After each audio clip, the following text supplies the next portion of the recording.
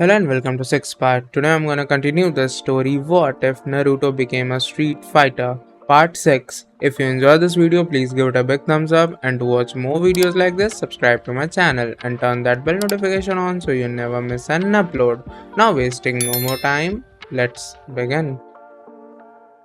Naruto spread a map out on a large table and started angrily marking it up, grinning broadly. Okay, I know geography isn't everyone here's strongest subject, but check this out, he said, starting to show the beginning of his work in progress of planning out his enormous trip. On this particular day, Naruto, Sakura, and Ibuki visited Karen, his benefactor, at her house to inform her of his plan, which he intended to carry out as soon as it was most convenient for him. In the end, Batsu also joined the group because he was curious to know if Naruto was actually carrying out this absurd plan. He also took this opportunity to share the secret he carried with his closest friends. Now, it's possible that they were unaware of the literal meaning of the Kyuubi since it had never attacked their homes. Or that it was much more than just an odd orange power boost, but aside from a few odd looks until it became apparent that he was being serious, Naruto's friends didn't really pursue the matter much further. Perhaps they didn't think he was telling the truth, and it was certainly quite unbelievable for anything that was even remotely remarkable in this world, but that was the end of it. Batsu sat back idly in his chair and said, "It's funny that you're talking about geography not being everyone here's strongest subject. Do you even have any strong subjects? And gym doesn't count." Batsu took a small satisfaction in Naruto's brief glare before he ignored him in favor of the map. Sakura was studying the locations on the map where Naruto was circling and appeared to become a little excited about it, even though he wasn't usually this enthusiastic about anything. She said, "Actually, Naruto's good at history and geography for some reason. It's the only class he doesn't blatantly cheat in. Primarily because he had spent the better part of 4 years organizing the details of this trip. Not knowing the first thing about this strange world, how was he supposed to search for something? Fortunately, Naruto didn't have to study all the time. Geographical knowledge and general world history were relatively simple to remember. It makes sense why Iruka-sensei would always get upset with him when he failed.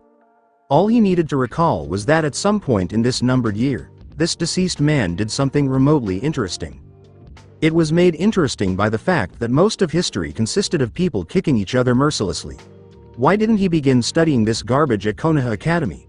If he had done that, could he have pretended to be intelligent too? Wow. Do you even know how to speak the languages in half of these countries, Naruto? Ibuki asked, peering over his shoulder as he was busy labeling and designating which places he would travel to all along the world map. She was still wearing her school clothes because she detested wearing her ninja garb. "I can speak English." Naruto nodded. "Anyone I need to talk to would probably know it, right? I can speak some Mandarin too for when I go to Hong Kong." With a sly smile on her face, the inquisitive Kunoichi asked, resting her chin on Naruto's shoulder to continue studying the map more comfortably. "How much?" After giving it some thought, he answered, "Enough to get me out of jail. Or get me thrown into jail. It's not much of a difference really." Naruto believed that knowing enough to recognize when one was in trouble was all that was necessary for someone to learn in any language. Not the greatest for traveling abroad, but then again, how much of that did he really know? Everybody in the elemental nations spoke the same tongue. After grabbing the map and taking a quick look at it, Sakura asked the question that had been on everyone's mind ever since they found out about the trip. "Naruto, why are you even going on this trip? There has to be a real reason you're doing this." Sakura sharply crossed her arms over Naruto's chest and narrowed her eyes, taking offense at his response. "One secret at a time. Because you really won't believe this one," Sakura said, rolling his eyes. "If you're going with me like you say you are, then you'll find out what I'm going for when I find it, so just chill out," Naruto moaned. For the time being, that was sufficient to accept. He was accurate. Since she was leaving, it implied that she would investigate the details of this that she required to know. She could wait for the journey to begin. If the Kyuubi revelation had been any guide, it was clear that Naruto's secrets were not something that could be easily understood. "So who else is going besides you and me?" Kyuubi asked. Ibuki sobbed, dejectedly placing her chin on Naruto's shoulder and pressing the side of her head against his. "I can't," she sighed desperately. "Sanju-sensei and Master don't even like me coming to school. I'll ask, but there's no way I can get them to let me go all over the place for something that's not a mission." Sakura's head was marked with a tick for the rather personal gesture, which Naruto clearly didn't understand, but ultimately, it wasn't Sakura's concern. Since he had lived alone for the entirety of the time she had known him, Naruto was essentially an adult. He was free to do as he pleased or to let whatever circumstances befall him. However, Naruto just let it go and offered a helpful solution, saying, "Well, maybe you can let me talk to them. There's a chance I can talk them into letting you go." Naruto was by this point accustomed to Ibuki's antics and saw nothing unusual or particularly intimate about how close the two of them were because he had been doing things similar to that with Sakura for 4 years. Ibuki deadpanned back, her cheek still resting on his in a familiar way even though she was saying, "You aren't allowed in my village, Naruto. They let you go scot-free last time because you really don't know where it is. I had to blindfold your clone when I took him there to stand in for me during our date. If I hadn't, they would have started sending assassins after you or would have made me do it myself." She received no response from him and assumed he was thinking about something until she turned to see that, rather than Naruto, her cheek was resting against the face of a scarecrow, and she was saying, "Oh come on." Sakura held Naruto in an embrace and patted his shoulder as he leaned in close to her, his head resting on her shoulder and his eyes wide. "She would have turned it down, right? Ibuki wouldn't accept a job to kill me, right?" Naruto asked. When Naruto chose to come to her for some semblance of safety and comfort, Sakura found it difficult to suppress the smirk that her feminine instincts told her was appropriate for her victory as a woman, for some reason caused by the involuntary twitch in Ibuki's eye. "It's okay, Naruto." She wouldn't have said it if she would have accepted it, even though it sounds really suspicious to bring up. "I mean, what do I know about it? Come to think of it, what would most ninja do in a similar situation?" she would say, trying to feed Naruto's growing paranoia for no apparent reason. "Oh Sakura-chan," Ibuki thought, her jaw twitching as she watched Naruto become even more terrified under Sakura's control. Naruto reportedly understood that even though he didn't come from a village, a friend of his would still kill him if given the order. That was just so unfair, he said. It wasn't even hard to believe that she was using Naruto's past to get him away from her. After all, she would have done the same thing if she had been given the chance. That's not even how she feels about him. Yes, even though Naruto himself didn't find the situation uncomfortable, Sakura knew it was a bit unfair to force him out of it. However, she had a responsibility to safeguard his innocence and veto any women who dared to pursue a relationship with him as his closest friend. It was clear from their private conversations that Ibuki was a little boy crazy, preoccupied with cool, attractive guys most of the time. No. Even though there must be fewer than 100 women in the world who could handle the specific kind of insanity that Naruto's life brought forth in a population of over 6 billion, her best friend deserved someone who could see something more substantial in him than that. In addition, he resembled a puppy or something. Sakura could understand Ibuki's glaring daggers because, after having rescued Naruto from her tender mercies, he had ended up in Sakura's own. But the truth was that Ibuki wasn't going to take away her physical comfort level without a fight because she had been doing this stuff with him for years. And holy crap, that implied that Naruto was her boyfriend. She then gave him her blessing, allowing him to return to organizing his travel. Batsu, in the meantime, simply observed the entire scene, which in real time couldn't have taken more than 30 seconds, and made the decision to slap Naruto across the head later without telling him why. "Well, I'm definitely going. How many times in someone's life do they get a chance to go all over the place and raise hell?" was the kind of explanation that would never have gotten through if he had been that thick in the head. "I told you, I'm just going around to look for something a bit out of the norm. Why do you think that would end up with any trouble?" Naruto said to his closest male friend. "No hell's going to be raised." Batsu arched an eyebrow and said, "Because it's you that's doing it." He reasoned that Naruto ought to have realized this by now, thinking, "Getting on the first fucking flight with you out of the country is probably gonna be a story I can tell my grandchildren one day." Nothing he did, not even everyday errands and chores, was easy or simple. As an example, a few months prior, Karen had paid him for a mission to retrieve her dry cleaning. In the end, a whole wing of the nearby hospital was occupied by criminal gangsters who thought they had a vulnerable Naruto to take advantage of as he was lying around in the streets and on the sidewalks. They also filled an entire block with delinquent gangsters.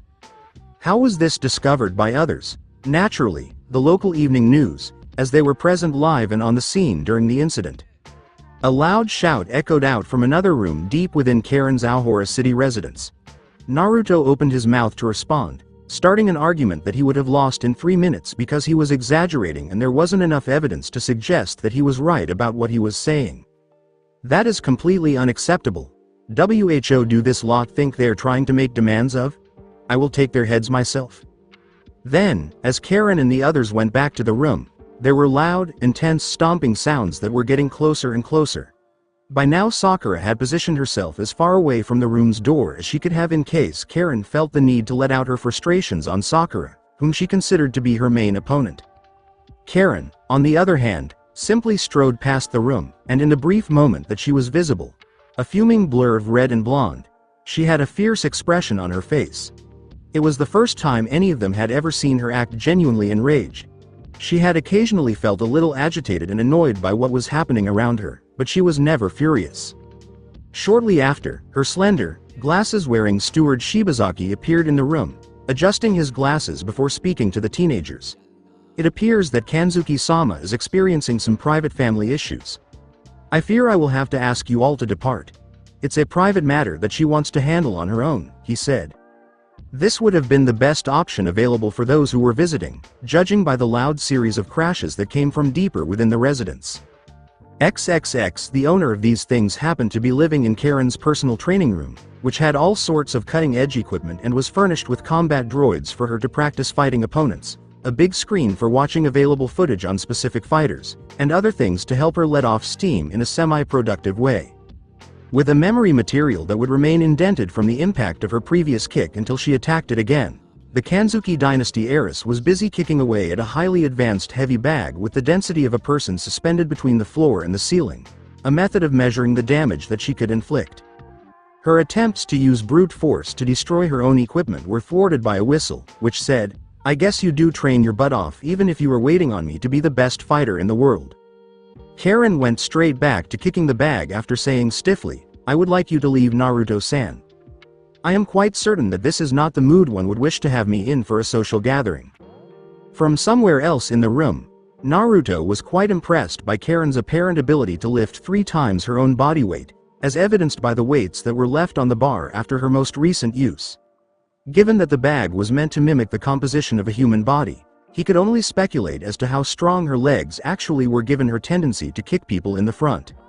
Naruto walked past her many strength training equipment and toward her striking technique tools, saying, "Yeah, well, you're not going to get out of that mood unless you vent. Trust me, I know about being mad, and kicking that bag isn't going to do it unless it's the thing you're mad at and you can make it scream in pain." For some reason, Karen stopped kicking and spun around. Naruto didn't sense that she was aiming her rage at him specifically, but it was still evident. "Am I to understand that you are volunteering for this service?"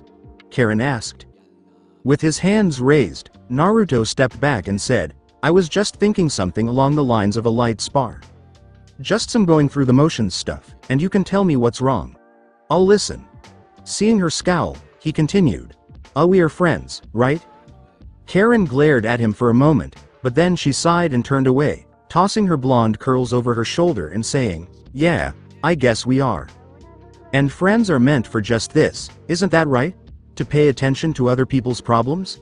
Naruto grinned and nodded in return, getting her to motion for him to follow her to a sparring ring where she usually fought very expensive combat droids to test her technique in actual combat. "Very well. As I speak, I suppose we can go through Arcada slowly." When Karen practiced a combination of her moves, Naruto made the technical defense moves in response. They both dropped into fighting stances within reach of each other and gradually started working through the choreographed motions of their respective moves, both offensively and defensively. So, Naruto began as Karen practiced her moves. "You know, I might be able to assist you. Do you believe you could help me?" Karen stopped her offensive kata and responded with a defensive one, asking in a tone belied by her own disbelief, "And what in the world makes you believe that you can help?" "Because I'm a ninja with superpowers that does weird stuff for money." "Yes, indeed." Naturally. The girl continued her explanation of her problems, saying, "My family is being threatened," and seemed genuinely embarrassed that she had seemed to forget about that fact. This caused her to badly botch her subsequent martial arts motions, drawing a few chuckles from Naruto before a rather pointed jab suggested that she was still not in the right frame of mind to be laughed at. An organization by the name of Shadowloo is threatening to withhold my father's resources in order to satisfy numerous irrational demands. If not, what would happen? Threats were not the best way to persuade the Kanzuki dynasty, Naruto thought, wondering just what this Shadowloo group figured they could do to a family that could buy an entire country just for the standing armed force in it. They have already done something to send a message, infiltrating and sabotaging the assets to one of my father's more well-known businesses based out of Tokyo, Karen said with a prominent frown on her face as she continued to work out her stress and aggressions in a reserved manner with Naruto. It will cost us millions of dollars as it goes bankrupt. However, it was only a warning. Karen acknowledged her lack of attention and they reset themselves to go again. So is your dad going to play ball? Naruto nodded and tested to see how much of a spot this held in her mind, quickly switching from a high attack to a low sweeping kick that would have knocked her down had they been fighting at a higher speed. As if the Kanzuki family would submit to the demands of a bunch of thugs and criminals too worthless to make their own fortune in this world. Karen answered with a hint of pride, of course not. I want to find these fools and punish them for their insolence, she said, her strength and intent behind her attacks seeming to slightly increase as she gave it some thought. It is merely the audacity of these nothings that incenses me so greatly. You can come with me on my trip. Hearing that caused Karen to falter and actually punch Naruto in the face, causing him to clutch at his nose and swat it for blood. Reluctant to do this, Karen changed her stance and chose to deflect attention from the situation by saying, You are serious about that offer, aren't you? Yes, Naruto replied, tilting his head back while keeping his nose in his mouth. I'm moving around a lot.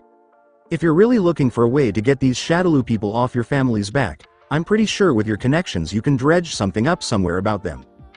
Karen kept a close eye on Naruto for any indication of dishonesty or ulterior motive in inviting her along, as she had been taught to do since she was a young child, but she found nothing. Of course I found nothing. Naruto-san is an earnest figure, Karen said. There was something nice about that, though it seemed too earnest to be a mercenary ninja. What kind of friend would I be to turn down such an offer if that is what you are really giving me? With her composure and demeanor fully restored, Karen stated, if I did indeed decline to accompany you, it would be quite evident that you would be suffering from an extreme lack of worthwhile companionship. By then, the Kyuubi had stopped the bleeding from his nose, so Naruto gave her a deadpan look and said, Sakura-chan and Batsu were going to go even if you didn't. I stand by my previous observation. Of course you do. XXX Tamagawa Minami High School, later.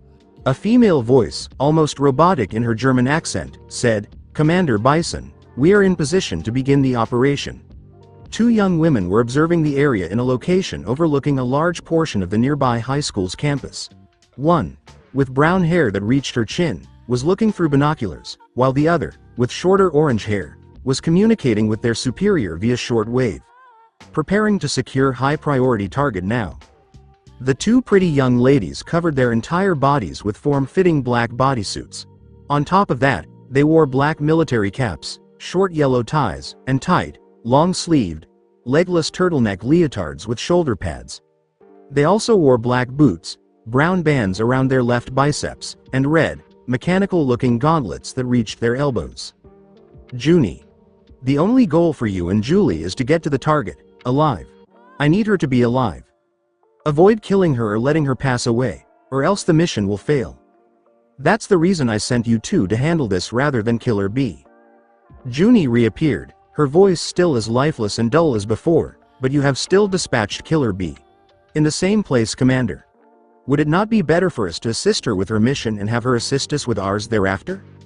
I'm amazed. Laughs that even after the years of training and work put into you that you would still have an innate instinct to question my orders. When given the chance, Junie apologized to Commander Bison, saying, I didn't mean to speak out of turn to you. I can see that you have reasons for doing this that I do not understand. It's easy. Killer B is the only member of the dolls who, from what Vega has told me, is capable of defeating this adversary. Should he manage to unleash the power that Vega mentioned, you would all likely be vanquished, even if they weren't occupied protecting me and I sent the remaining 11 of you to face him in unison. Because Killer B is better than all of you, She is the only one who can fight this Uzumaki Naruto kid. Junie just nodded, not taking offense or feeling any other emotion at Bison's blatant disparagement of her and her partner's abilities. Understood. Are we able to start now? Yes, you are. Don't give up. After the transmission ended, Junie turned to face her brown-haired partner Julie. Julie gave her a look and held up a detonator. Detonating, she said, pressing the button on the detonator, adding, the charges were set earlier this morning and have been armed. Junie said in an equally emotionless German accent. XXX Sakura had been dealing with what had happened to her for a week now, and while Naruto and the others seemed to be coping pretty well, there was something that was simply grating on Sakura's nerves that she would just have to get used to. It would seem that Karen's earlier comment, months ago, suggesting that they moved to Naruto's school, was not untrue, as she was present in their class, sitting at her own desk that was brought in and moved from class to class just for her, complete with cozy seats and relaxation areas, between the four of them, Naruto, Ibuki, Kei, and herself.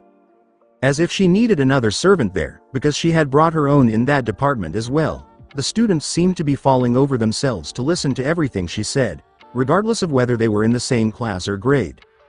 In the second to last class of the day, Sakura was busy finishing up her bookwork when she thought to herself, I can't believe how absurd my luck is. I mean, how in the world do people that we've met outside of school manage to transfer here and make it into our class inside of school without fail? Kanzuki-san, after Ibuki-chan. Well, I just went to the principal and said that the only person I knew in the city was Naruto, Ibuki said, looking up from her own work to smile at Sakura. Although he didn't really like that, I took advantage of the fact that he thought I was cute.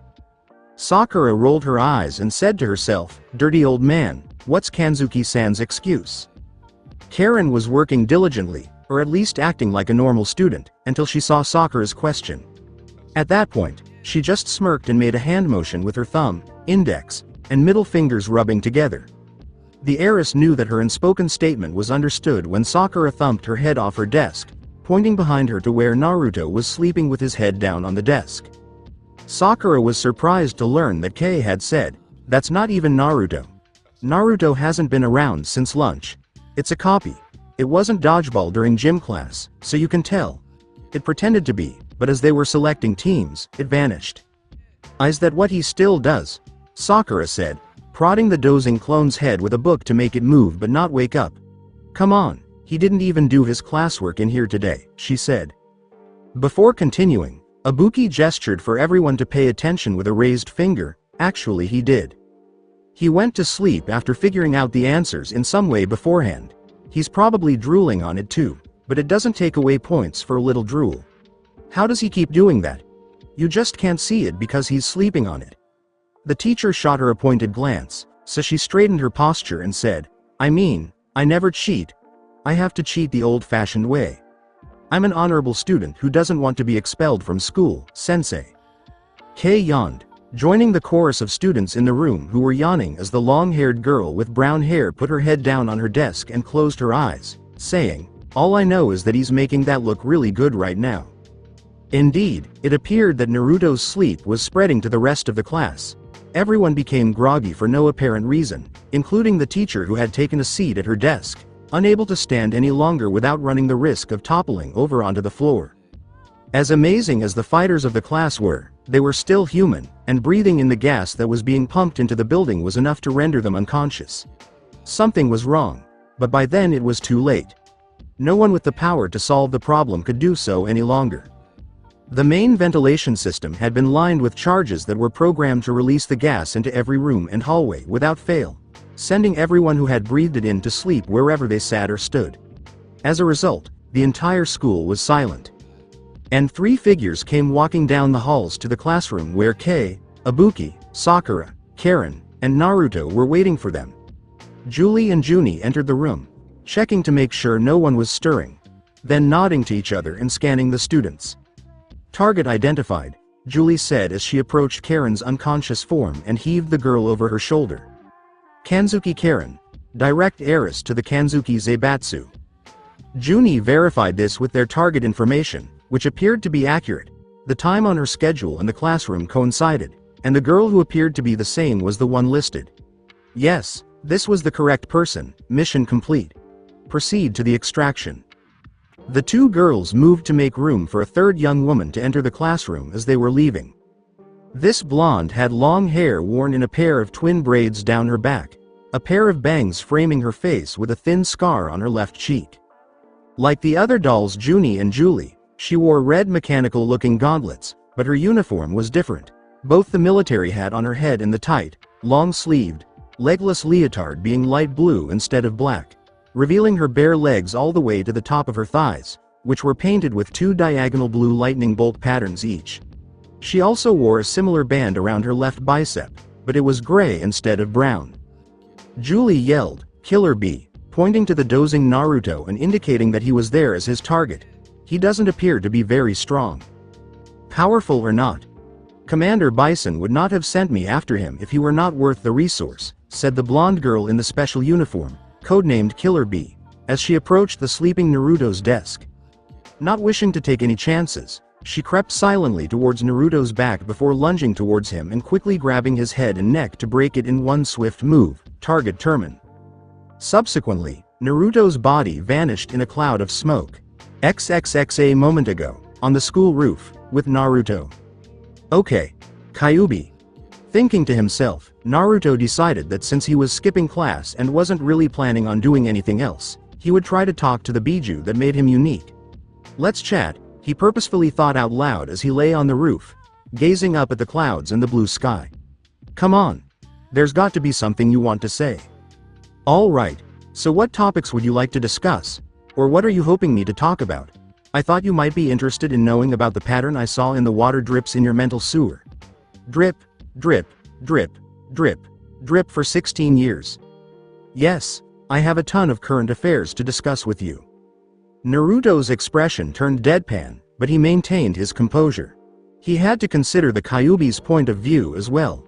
After being imprisoned inside his body for more than 10 years, it was obvious that it wouldn't want to be friendly toward the warden, just as he wouldn't have been in the same circumstance. Okay, then. I'll start.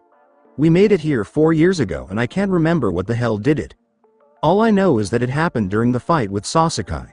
Why can't I remember the precise points of the battle? Since fighting Sasuke was the last thing he did in the elemental nations before being sent to this world, you would think that he could easily recall something like that. Instead, it should have been something he could pull up at will. This makes sense. The Kyuubi answered without hesitation, at least when it came to this. You were still aware of your goals in that battle, but your methods of achieving it became clouded due to the intensity of my chakra. Your friend set your body on fire and drove you headfirst off a cliff into rocks before I chose to give you more power than usual to deal with the trauma done to your spine. Are you able to recall fragments of information that seem to be blurs? In the real world, Naruto nodded.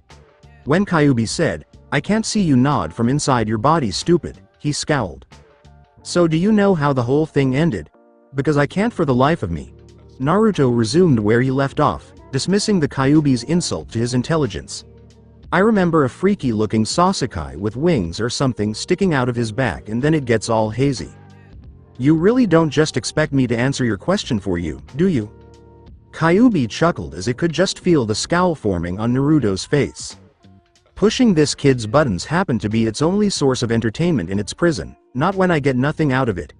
As I previously stated, despite what that annoying bastard Yondaime Hokage would have liked to think, I'm not some sort of tool to make your life easier. I won't give you anything for free unless I think helping you will be beneficial. Furthermore, I don't think it would be beneficial to tell you what you want to know at this time. Whatever, Naruto said to himself, loosely stroking the crystal necklace that sat underneath the dark blue uniform shirt he wore to school. So when we leave, which country do you think we should go to first to search for answers on how to maybe get home? He sucked his teeth but figured there was nothing he could do about that. The ending to his little duel at the Valley of the End against Sasuke had been weighing on his mind for years as he never knew just how it had ended. Whichever country you would prefer to release me in. Indeed, the only places I'd even think about letting you go if I was that crazy are the North Pole and Antarctica, which I don't even think qualify as countries. Naruto rolled his eyes as dark laughs erupted from within him once more. You keep forgetting the fact that I don't want to go home. This place appeals to me. This would be my ideal world if I were to eventually be freed from the enslavement I endured in the elemental nations. The Kyuubi, who detested the people of the elemental nations, frowned and said, "I don't want you to be a slave, but I can't let you go." "Well, can you at least tell me why you don't want to go home so much? You sound like this problem of yours goes way before you were sealed inside of." Naruto stopped when he felt a sharp jolt in his neck. However, nothing had happened to him directly. He was just lying down. It had to be his clone that was causing the pain. That was no harmless jab at his neck, though. No friend would strike so hard as to dispel a clone. After rising, Naruto felt a sinking feeling of dread in his stomach and dashed to the side of the building where his previous classroom window was located. With a practiced ease, he twisted himself over the ledge and slid down the wall using chakra to prevent himself from falling all the way to the intended window's ledge, where he stopped himself. He looked around, seeing the entire classroom in a state of unconsciousness, with only one person standing over his desk and the smoke, symbolic of his Cage Bunshin's defeat, still rising towards the ceiling.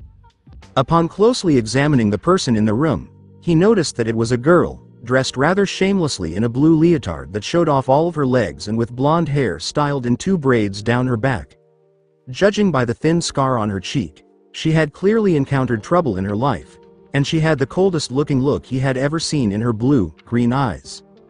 This girl's eyes were dull and listless, like a doll's, colder even than Orochimaru's, who continued to hold the title of scariest person that Naruto had ever met in his entire life, but at least Orochimaru's showed life, however twisted the intent behind his gaze seemed to be.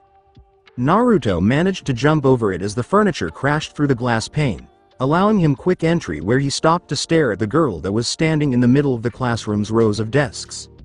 The two of them engaged in a sort of stare-off until she picked up the empty desk that had inhabited his dearly departed clone and threw it right at the window Naruto was crouching behind. "Who do you think you should be?" Naruto narrowed his eyes and said, "Get out of my school and my town before you wind up getting your ass kicked." The girl then assumed a fighting stance and said, Why does this crap keep happening to me? Another assassin? Really? He didn't get this much trouble when he was a ninja. Although I don't like fighting girls, I'm not holding back from you because the majority of them can kill me." "Commander Bison's orders are not to be disavowed," the girl said in English, her voice robotic and emotionless.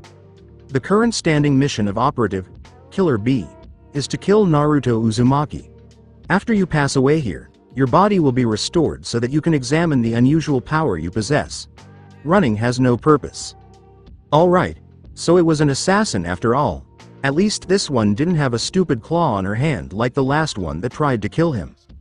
She wasn't one to mess around, though, as she approached him directly and started fighting him by squeezing through the desks occupied by the unconscious pupils. Quick! Gritting his teeth, Naruto leaned back to avoid a front kick that swung toward his head, so high that he was surprised the girl could manage it at all given their height difference. That was some serious flexibility. He would not harm anyone in this classroom, and Killer B wouldn't mind using them to help her in this fight, but before Naruto could swing a punch and strike back, the girl used a hand-springing flip in conjunction with her first kick to evade Naruto's move by using the back of one of the sleeping students as a base to escape him with. As long as they fought in the classroom, Naruto figured she would just keep dancing and weaving in and out of the student body to keep him from attacking her as best he could. However, he thought it would be a bad idea to jump out of the window because they were 5 stories up, and he didn't think it would be a good idea to leave the class alone with this person who would do whatever he pleased if he tried to change things with a retreat. Fortunately, Naruto was always armed. As long as he had shuriken on hand, he could change the direction of the battle without having to move close, and his aim wasn't bad enough to hit any of the students who were fast asleep. Her eyes stayed on him, but she had to look away for a moment to find the small projectiles that had been thrown at her so that she could dodge them. It was only for a moment, because when she turned back to Naruto, she didn't see him, only a desk sitting in the place where he had been. Naruto let fly with a few of the metal-throwing stars and managed to corral Killer B away closer towards the door to the classroom that was still open from her entry. In front of Killer B, just out of her line of sight, Naruto used a Kawarimi to drop into a crouch. However, her reflexes were sharp, and she had already raised her hands defensively to block the blow that Naruto was about to deliver to her upper body. Nevertheless, it was sufficient to send the small assassin back through the door, and she managed to stop herself from going any farther by using the doorframe. This caused the still advancing Naruto to take a kick to the face as payback for his troubles, and he growled, "Kage Bunshin no Jutsu Shadow Clone Jutsu." The girl chose to make a quick escape into the hallway as she was being chased, but 3 clones suddenly materialized and attacked her. After checking on his friends for a moment, Naruto noticed that Karen and Ibuki had disappeared from their seats. He quickly got out his cell phone and dialed a number in the hopes that he had been bought some time, but he didn't have much time to think about that, as the girl in the hall was no joke at all, able to dodge his clone's Spitfire attacks with lightning speed before methodically taking them out. He would have more opportunities to approach her in the open hall, and since it appeared that this girl was trying to kill him, he had to seize the moment. XXX around the campus. As they made their way out of the school, Junie and Junie had to pass through the outdoor area where many of the students opted to eat lunch during their allotted time. They were walking through the quad that divided the gym from the main building towards the back gate of the school where deliveries were made and faculty would park.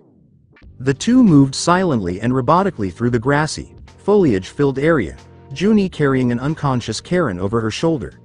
The area was a well-known hangout for students during summer breaks from school, so some knew it like the back of their hands.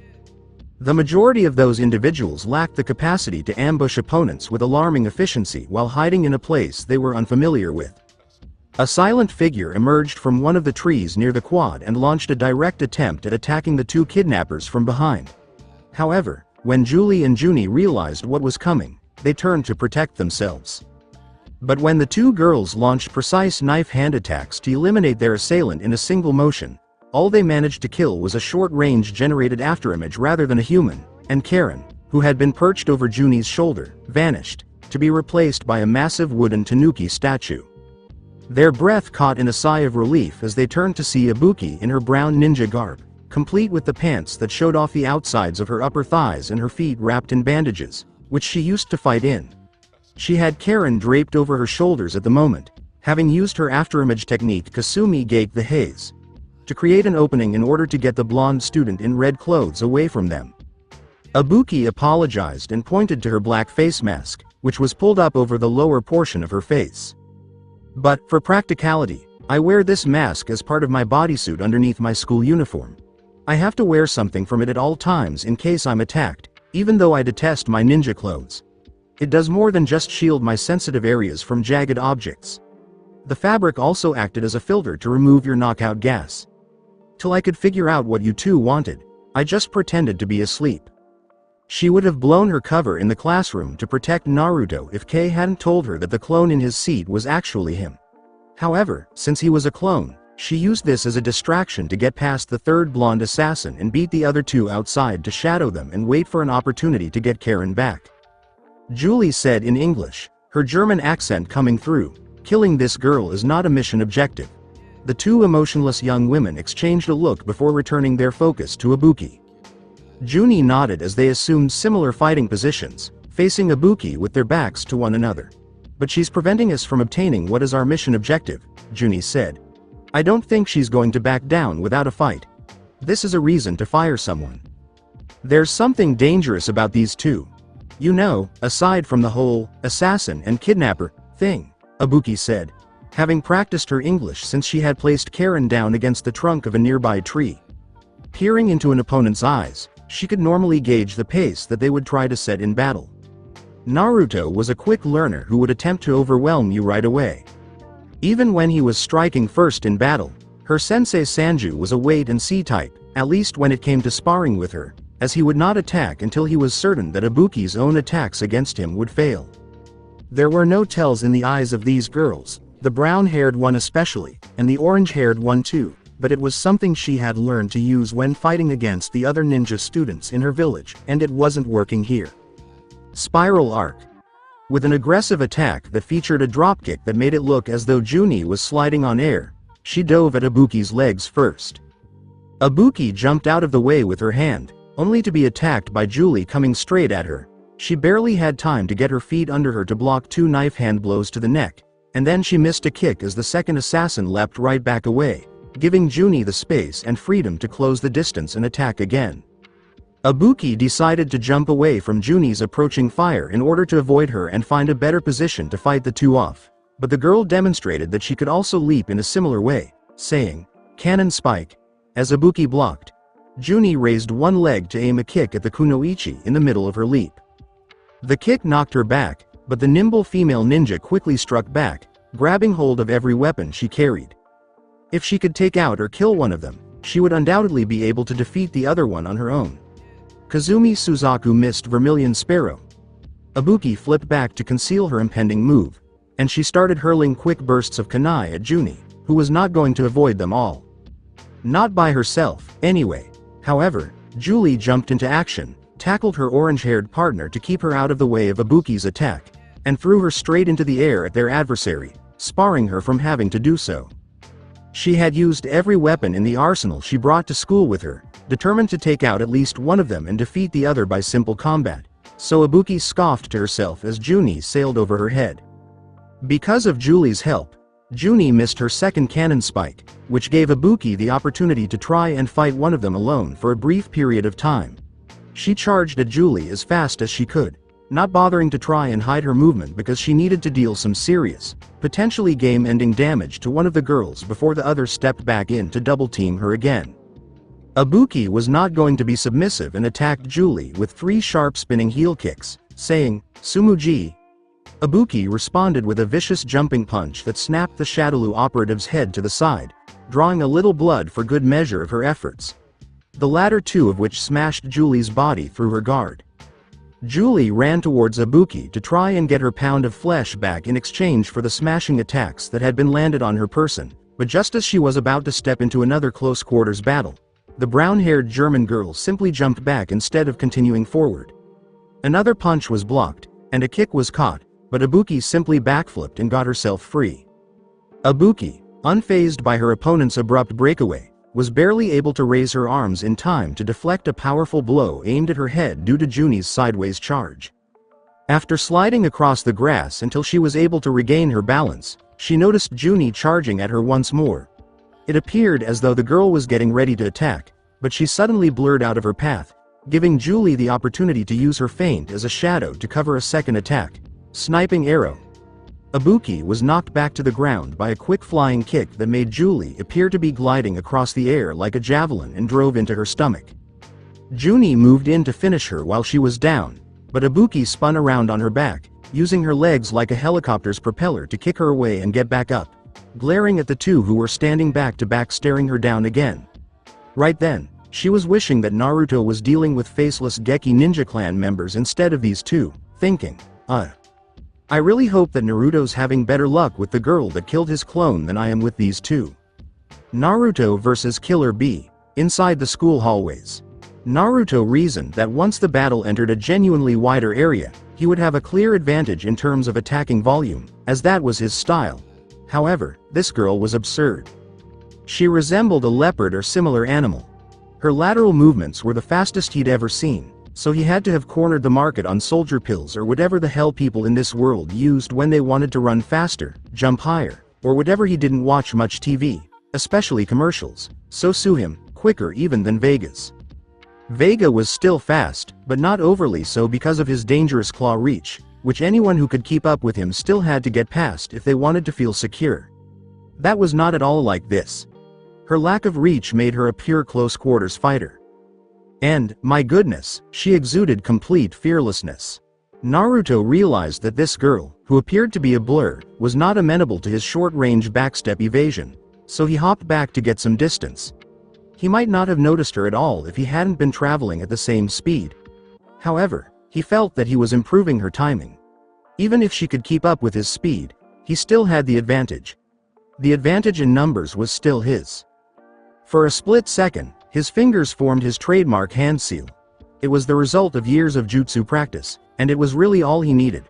Right on time, a surprise close appeared, determined to show off the speedy girl's stunning legs. He was deeply hurt by having to do something with such beautiful visible appendages, but he was unable to simply stop and look at the person who was attempting to kill him. The clone had momentum from the moment it sprang into being, and it used that momentum to roll along the glossy tile floors on its back and bowl her over. One of Naruto's preferred acrobatics. She wasted no time in leaping off the ground and towards the original Naruto, staying just high enough to avoid his clone. Her robotic eyes, however, might as well have belonged to a real machine. Axel spin knuckle, she exclaimed as she whirled around and slammed a glowing blue elbow into his chest before knocking him backwards with a backfist. How did that little lady put that much power into one move? Naruto stumbled back, gasping for air the entire time, blood streaming from his broken lip. Either there was some serious energy thrown into that punch, or those gauntlets were made of something way harder than good old flesh and bone. It was as heavy as a battering ram. Killer Bee's hopes of launching a counterattack were scuppered. It was a good thing for his physical safety that Naruto's clone had not been dealt with, because the chakra-constructed doppelganger prevented him from being attacked again by throwing a kunai at the back of the emotionless blonde teen girl's head. She was still partially turned from the backfist strike she had just given Naruto when she saw the weapon being thrown at her head. She managed to lift her red gauntlets and block the projectile, preventing it from hitting her. Naturally, Naruto never let a little searing pain in the pit of his chest stop him from seizing an opportunity when he saw one. With his hands still gripping his torso, Naruto leapt towards Killer Bee and gave her a kick to the back of her head. When he looked forward and saw his lone Kage Bunshin getting ready to spike her with a Rasengan, he felt victorious. However, that feeling quickly turned to horror when Killer Bee was propelled forward and hand flipped forward into a leg vice around the clone's neck, throwing him straight at Naruto. His clone's body was thrown off balance as it struck the ground, and Naruto had to roll to the side to avoid it. Her quick reflexes prevented what would have been the fight's pivotal moment. Because of his evasive maneuver to avoid being struck by the more than 150 pounds of clone, he left himself vulnerable to a vicious enemy's counterattack, which had him marked for destruction from the start. Stupid brat, can't you feel that energy she's charging up? Move. Out of sheer shock and fear of the power behind it, Naruto obeyed the authoritative and frantic bark of an order from the Kyuubi inside of him. Up until that point in the fight, it had been a silent observer, only deciding to speak up now. It was fortunate that it did as well. Spiral arrow. Because Killer Bee was flying through the air like a drill, and Naruto would not have seen her coming at him with her fastest attack, legs and body straight. Her attack was focused on the soles of her boots, and her legs were creating a barrier of some sort of weird energy around them. And Naruto discovered exactly what it did when he dodged. The lockers on the wall were crushed and compressed inward as if they had been struck by a car by her point of impact. Not only did she land on the two lockers, but a shockwave of energy also shot outward upon impact, rupturing or severely denting the other lockers in the vicinity. When Naruto saw the damage that would have occurred even if he had been lying against a locker when Killer Bees attacked him, he exclaimed, "Holy shit!" He could see chunks of the massive crack that was visible on the wall behind the lockers, and he thought, what the hell was that? That wasn't chakra, ki. Whatever it was, he had felt it explode out of her body when she delivered that screw kick. In terms of chakra, or ki, as it was known in this world, there had been a noticeable difference from what he had grown used to. Every chakra had a warmth to it, and the more intense the chakra, the hotter it became. The strongest chakra he had ever felt, though, was the Kyuubi's, which he had experienced during his battle with Sasuke. It was so strong that it had destroyed his left arm. He could only remember that small portion of the battle because, despite having been healed, when he woke up in America, he was unable to move his fingers and could hardly lift his arm at all. However, this power, whatever it was, felt icy. Rather than the wave of warmer air that he usually associated with shockwaves and energy backlash, it felt as though a chill had flown up. While trying to sound casual despite the seriousness of the moment, the Kyuubi warned, if that last move had hit you, the paramedics would be sifting through the slush that remained of your internal organs. If I were you, I would start worrying about what else she can do with that power instead of why it doesn't feel like normal chakra. As he cautiously faced down the active Killer Bee once more, Naruto thought to himself, exaggerating. A Rasengan wouldn't even do anything like that to me. And how exactly would you know? You're telling me you've hit yourself with that accursed Yondaime technique before? If you wanted to kill yourself that badly, you could have just told me so. At least I would have enjoyed it. The Biju with a vulpine base practically felt as it rolled its eyes in his head. Naruto thought dryly, I haven't hit myself with it before. Just before the girl he had been focusing all of his attention on kicked him in the face. Gah!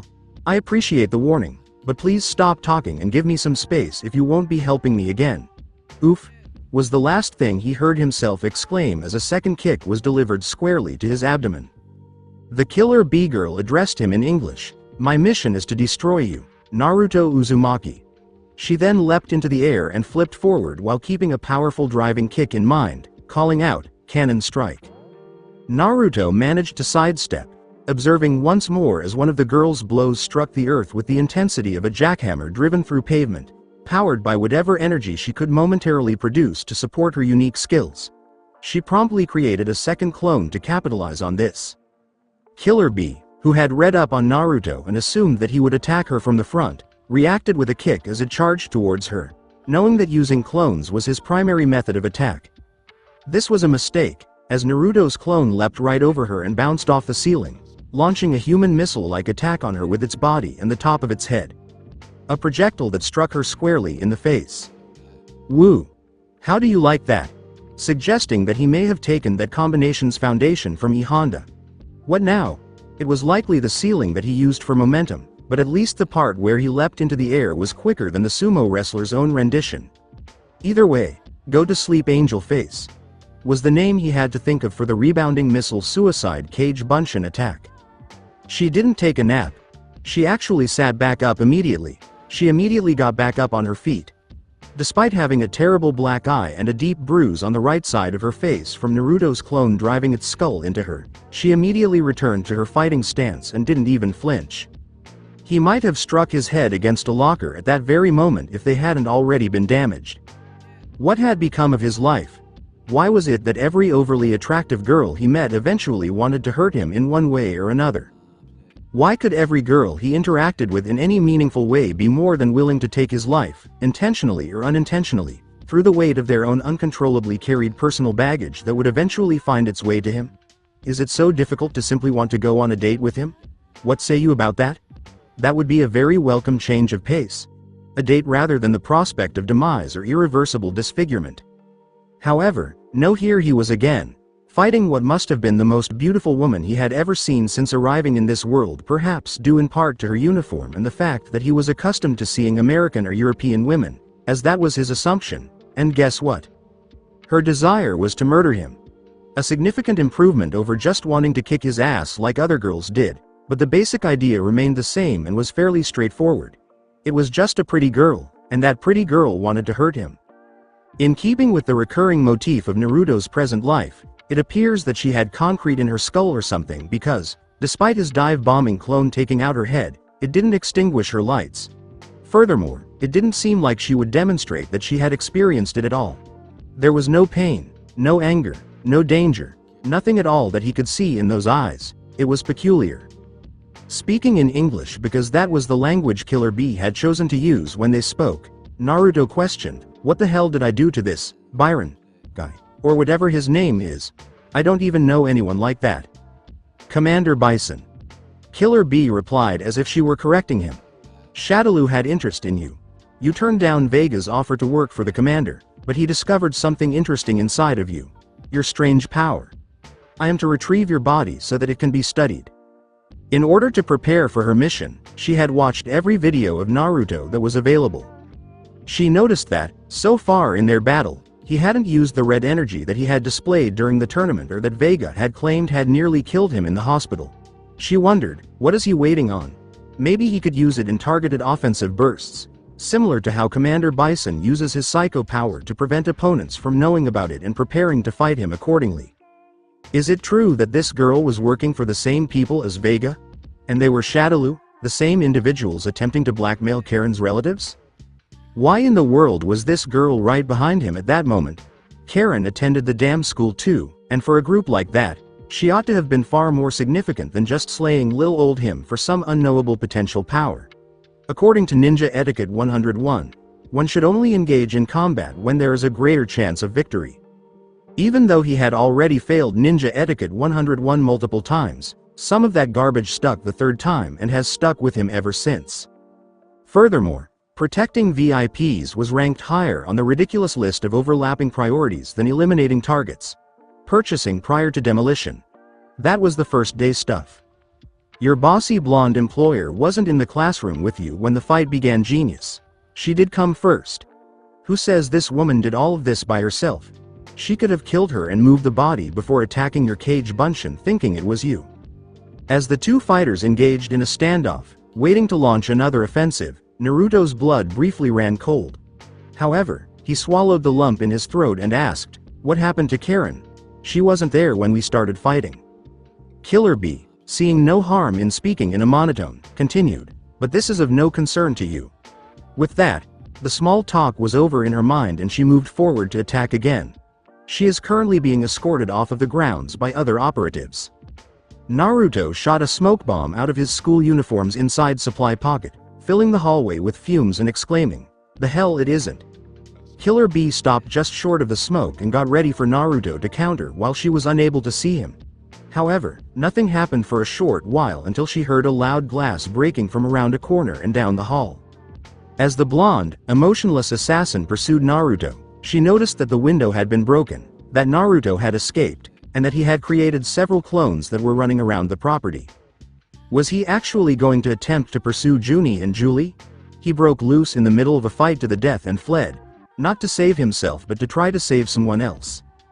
Even if he knew where Junie and Julie were, was he even aware of how far they could have gotten in the brief time they had been fighting? He was never going to catch them. XXX seconds before. Acreage, Quad Area. Ibuki versus Junie. Alright, from Ibuki's perspective, this was not going well.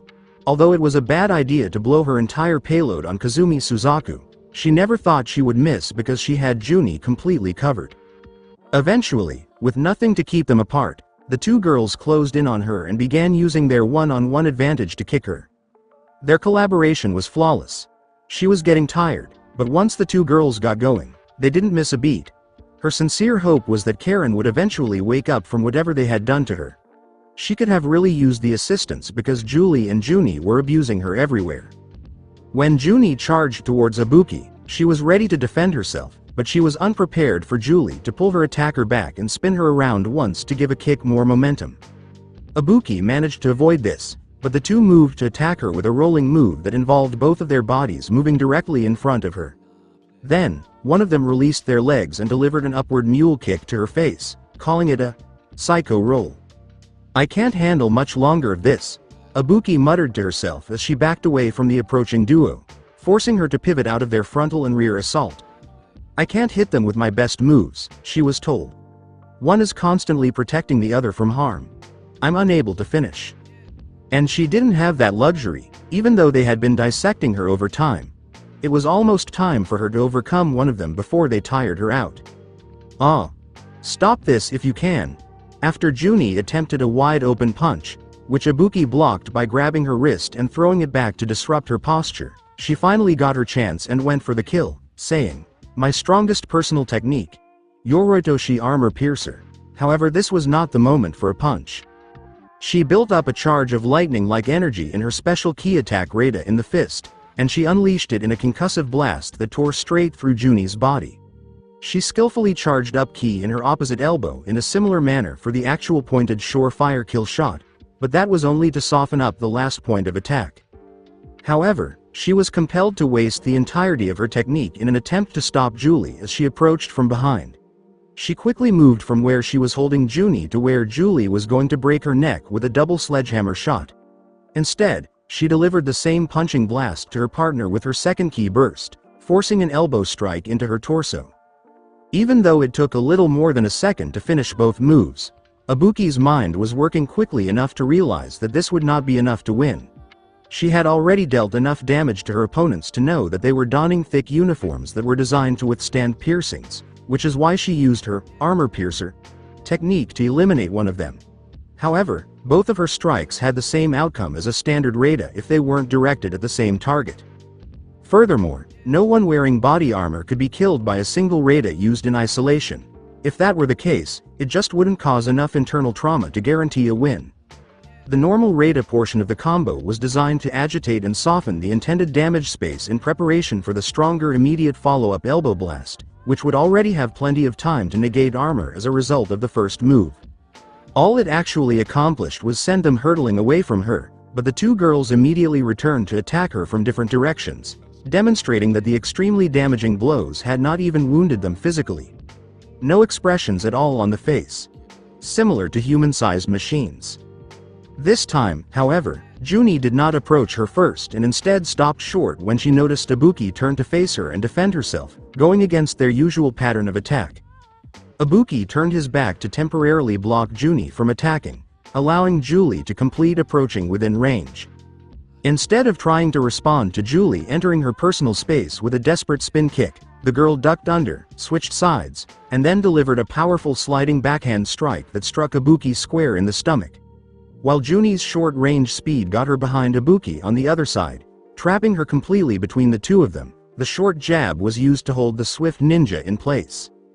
Trapped between the two girls, Ibuki endured a terrifying flurry of punches and kicks directed at her most vulnerable spots, which she was unable to defend against the two attackers' combined strength.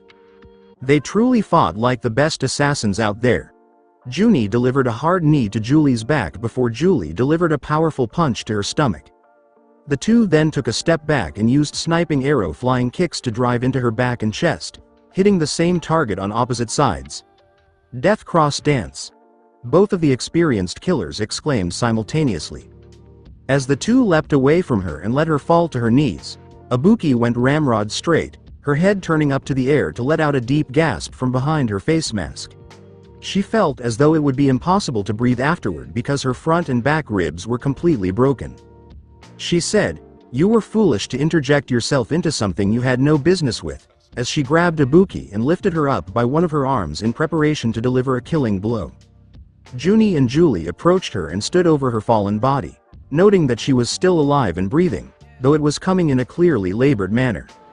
Ibuki. Before this could be accomplished, Naruto charged into the scene at full speed, seeing his friend in the hands of two other women besides the one he had battled inside. He then decided to take a deep breath and launch an attack, calling out, "Chakura Tanki Sha Chakra Spitfire." Junie ducked as the attack came toward her, then charged forward to deal with the bothersome person in front of her, yelling, "Spiral Arrow." Her corkscrew driving kick was much slower than Killer Bee's, but it was still quick enough to hit a charging Naruto and chase him away with a cloud of smoke. Junie rose from her dive and asked, "I thought that the Naruto Uzumaki boy was to be taken care of by Killer Bee. Was she unable to locate and kill the real?" With an expression that would have appeared curious if her eyes could have conveyed any emotion. Rasengan spiraling sphere. After defeating Naruto's clone, she was left alone with her partner and was looking around curiously. Naruto got all the information he required after the clone was defeated, including the location of the problem and the current state of affairs. This gave him the opportunity to prepare a Rasengan well in advance and surprise Julie with it, making her release her hold on Ibuki and send her flying until her body struck the side of the gymnasium building with such force that it cracked the brick. Naruto gingerly picked up Ibuki, feeling the blood from his rapidly beating heart pounding in his ears as he looked around, finding Karen. With a sly smile on his face, he hurried to where she was, safely under a tree, and got ready to protect the two girls from the final assassin. Luckily, he'd left that Killer Bee girl behind when he'd fled and started looking for Karen. He heard Ibuki coughing and gasping in his arms, so he looked down and took off her face mask in case it was interfering with her breathing in any way. He could feel that she had numerous broken ribs from the hold he had on her. But before he could put her down and get ready to dispatch Junie the way he had just dispatched Julie, Killer Bee showed up again, carrying Julie to Junie, who asked her fellow femme fatale, "Killer Bee, is Julie dead?" as soon as she arrived. "Naruto Uzumaki has inflicted grave injuries on her, but she is not going to die. We should reach the extraction point in well enough time to prevent that. Now stay back. You'll only be in the way," Killer Bee said calmly, unloading the burden onto Junie before resuming her fight with Naruto. Naruto was gritting his teeth, weighing his options, and cursing his luck, or lack thereof, until he heard the tiniest siren sounds. As Killer Bee narrowed her blue-green eyes at him, the tenacious group of assassins standing against him noticed. "What have you done?" they asked. Not allowing any relief to fully sink in, Naruto uttered, "I called the police when you left the classroom to run from my clones into the hallway." But really, he didn't think they would genuinely help him. He made that call 15 minutes ago just out of impulse. He was now thankful for the foresight to act. "You should run now unless you want to be around here to fight off half of Aohara City's police force." They think you're terrorists after what I told them about everyone in school being unconscious. Naruto had a point, but neither Junie nor Killer Bee found this amusing in the slightest. It would be challenging enough to reach their extraction point without the unbearable heat that would accompany being perceived as terrorists, especially since Julie was unable to move, fight, or flee. They didn't have to include the element of giving the police a significant advantage in apprehending them by remaining to battle and murder Naruto or seize Karen from him. Who could have predicted the duration of either of those tasks?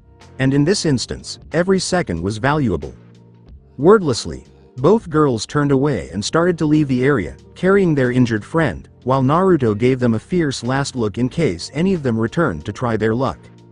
Neither did he, and he dropped to the ground holding Ibuki in his arms as he heard the sounds of tires stopping in the parking lot close to the back gate. It was clear that each time her lungs grew and contracted in her chest, she experienced a piercing sensation in that particular organ. He had no idea that she might have suffered a lung rupture or tear. Furthermore, he lacked the ability to comfort her or to heal. Naruto was really hoping those police cars would arrive with some ambulances. They ought to have, since he never stated the students were asleep when he informed the emergency call that they were unconscious. He told her, "You're going to be all right, Ibuki, and that? The hospital isn't that far from here, we'll get you there in no time." He didn't have enough time to go into detail about the circumstances. Ibuki responded by coughing violently and getting her own blood on her lips. Despite this, she forced a meek smile for his benefit and said, "I guess Sensei was right.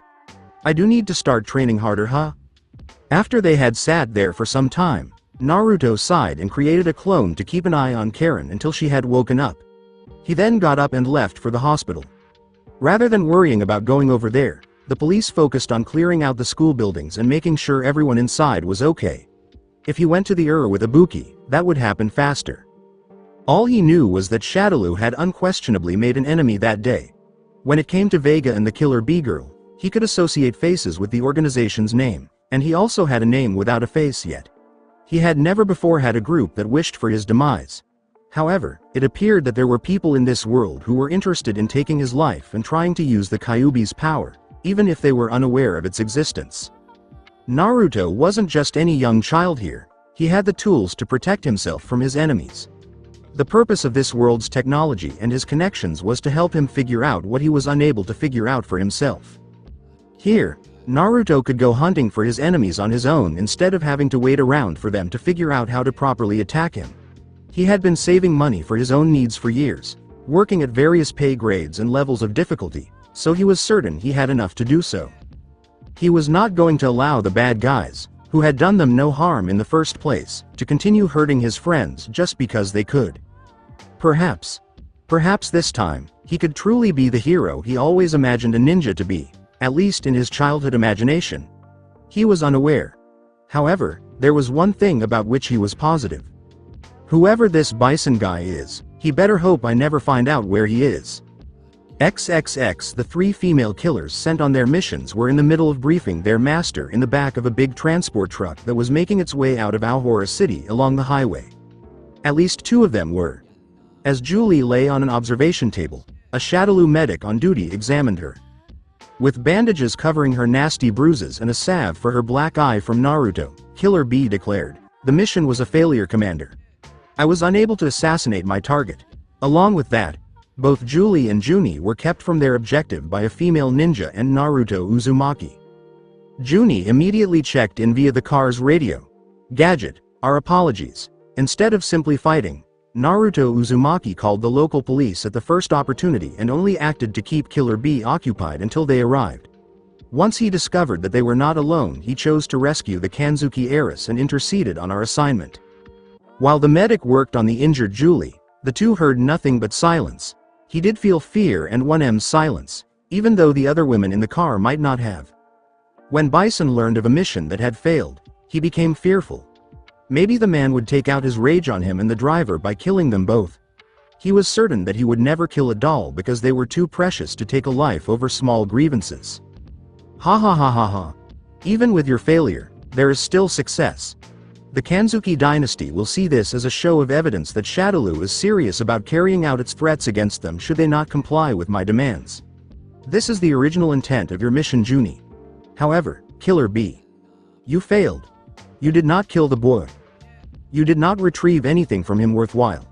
Upon your return you will be punished, Bison said, making the medic shudder. He was more skilled than my collected data led me to believe, Commander. Instead of adhering to most of the patterns seen on record, he seemed to create several new ways to attack me that I have never seen, Killer Bee said, ready to accept her fate but feeling the need to defend herself nonetheless. Not even letting his emotionless warrior finish his sentence, Bison's obnoxiously loud voice retaliated, no excuses. Failure is failure and I do not accept failure in direct missions for me. Hell, the medic would just have to do it for every one of these crazy dolls if they were not going to exhibit any fear or intimidation. This is why he mumbled to the blonde assailant, actually Master Bison, the girl Julie, she has a very particular friction burn on her skin from an attack dealt to her by Killer Bee's target. There is still some residual power on her skin in the wound that I've managed to contain. It isn't much, but it is something. And Killer Bee has the boy's blood on one of her gauntlets. I see. This is good. Well then, Killer Bee, count yourself lucky that even in failure you've managed to succeed. But the next time I order someone's death, it had better be carried out at all costs. Am I understood? As the connection cut off, she automatically responded, yes, Commander. The doctor was still perspiring from the conference with Bison when Killer Bee turned to face him. Why did you say anything to the commander? If what you had to say wasn't to his liking, he would have punished you as well.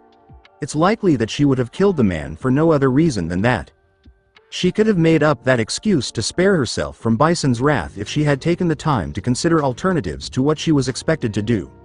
Even in fights against your enemy you don't do it. I saw it just now. When you fought the boy you didn't adjust the way he did. Even if you were the more technically skilled fighter against an opponent like him, you weren't ready for the strange things he tried when his normal methods didn't work. The medic simply shook his head and dabbed at the beads of perspiration on his brow. As far as Killer Bee was concerned, Naruto fought like a crazy person. Had the battle continued, he would not have lived. She was positive that, like the others, she would have killed him. Had anyone else not been so dim-witted, they never would have attempted half of the ridiculous things he did to either attack her or defend himself. Even though they were stupid, she was ultimately unable to murder him, and he wasn't the one who would be carrying a scar from the altercation for the next week. She couldn't comprehend him. Nothing about the way he fought, the way he carried himself despite how obviously skilled he was, or the things he did in specific circumstances. Naruto Uzumaki had truly confused her for the first time in her memory. One day after school, Batsu tried to tell Naruto, "You've got to calm down, Teme." As they strolled through Aohara City, as it had for the past week and a half, Naruto continued to stomp around and exude an aura that discouraged people from choosing to approach, but it was mostly ignored. They had avoided looking at him even when passing the local gangs because they sensed that he was harboring murderous intentions. It's likely that he was unaware of his frightening demeanor, which was peculiar because Naruto isn't typically associated with fear. Though this had to be the most obvious lie he had ever told, Naruto replied, "I'm calm." His temper was getting the better of him, and even he knew how bad it was. "Can't I be mad about something? This is the second time Shadaloo did something to my friends like this. I get pissed off for real too." Ever since his high school was attacked, Naruto had been in a foul mood. It hadn't really begun to show up as anger until after Ibuki was returned to her village to spend the time she needed to heal. She would not be permitted to leave, and since Naruto was still unaware of the location of the village, he and his friends were unable to visit her and inquire about her well-being. Having no wounded friend to focus on in a sympathetic and caring way that highlighted his sense of helplessness during the incident that actually hurt her, he resorted to the only thing that would relieve his tension inside: aggression. "You're one guy." Batsu made the point. "Shadaloo? That's an entire organization of criminals that you don't know a damn thing about. They're not even from Japan from what you told me, and JSDF can't go internationally, so let Interpol handle it. Did you ever stop to think that we're just a bunch of kids?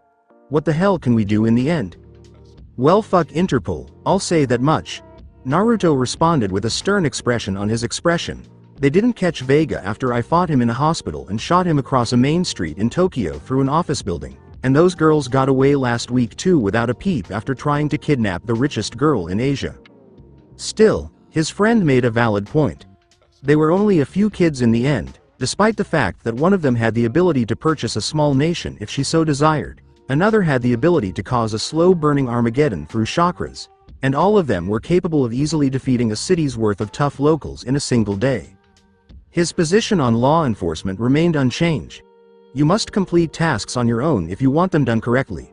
Unfortunately, Naruto had no room to speak because he didn't know how to do it correctly either, but he wouldn't say it out loud. Batsu simply watched in disapproval as his friend let out his frustration, snapping his tongue mockingly, saying, "Wow, you really are pissed. I've never seen you this mad about anything for this long before. But I guess trying to kill you twice and hurting your friends would do that to you." While Naruto had mostly outgrown his desire for adventure, which had been thoroughly stoked after he was a fresh genin, he couldn't help but feel a little jolt in his chest at the thought of traveling the world. He gave a stiff nod, as if Batsu was finally beginning to see his point of view. "Damn right. Now let's go order the plane tickets already. Staying in Japan just sitting on my hands is making me crazy. It's time to get this show on the road." However, the anger might have played a part in that. Well, whatever.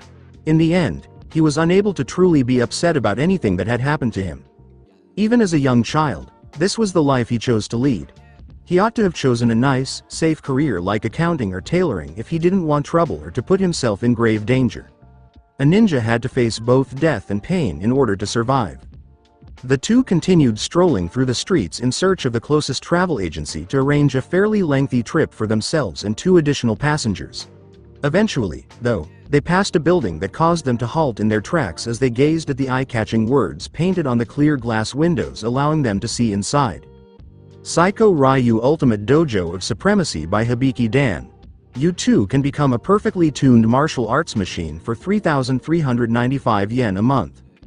Number 17 branch. As they peered inside, they saw that it was crowded with teenagers who appeared happy to be there. Under the close supervision of Dan, they were all arranged in a line and engaged in punching drills, complete with pink GI. Insofar as this was concerned, he appeared to know what he was doing, but Kami assisted those unfortunate pupils when and if he began instructing the worthy students in key techniques. "He actually built a gym here?" Naruto asked, a little shocked. "And people actually go to it? How long has this been here?" Batsu was equally astounded by what had happened to their sleepy little city. "This is gym number 17. So that means he has 16 other gyms somewhere else." Batsu was shocked by the implications of this and said, "That means he made enough money with 16 other gyms somewhere else that he decided it was a good investment to make another one here." "Fuck that. That's not the important thing about it." Batsu cut in, then pointed to the small ID number underneath the gym. That was quite scary. Furthermore, they felt a strong internal urge to simply walk away and let the matter go. Still, how could you simply turn away from such behavior? No, you didn't. And neither did the teens with spiky blonde and dark hair who went inside to have a closer look at what that place was all about.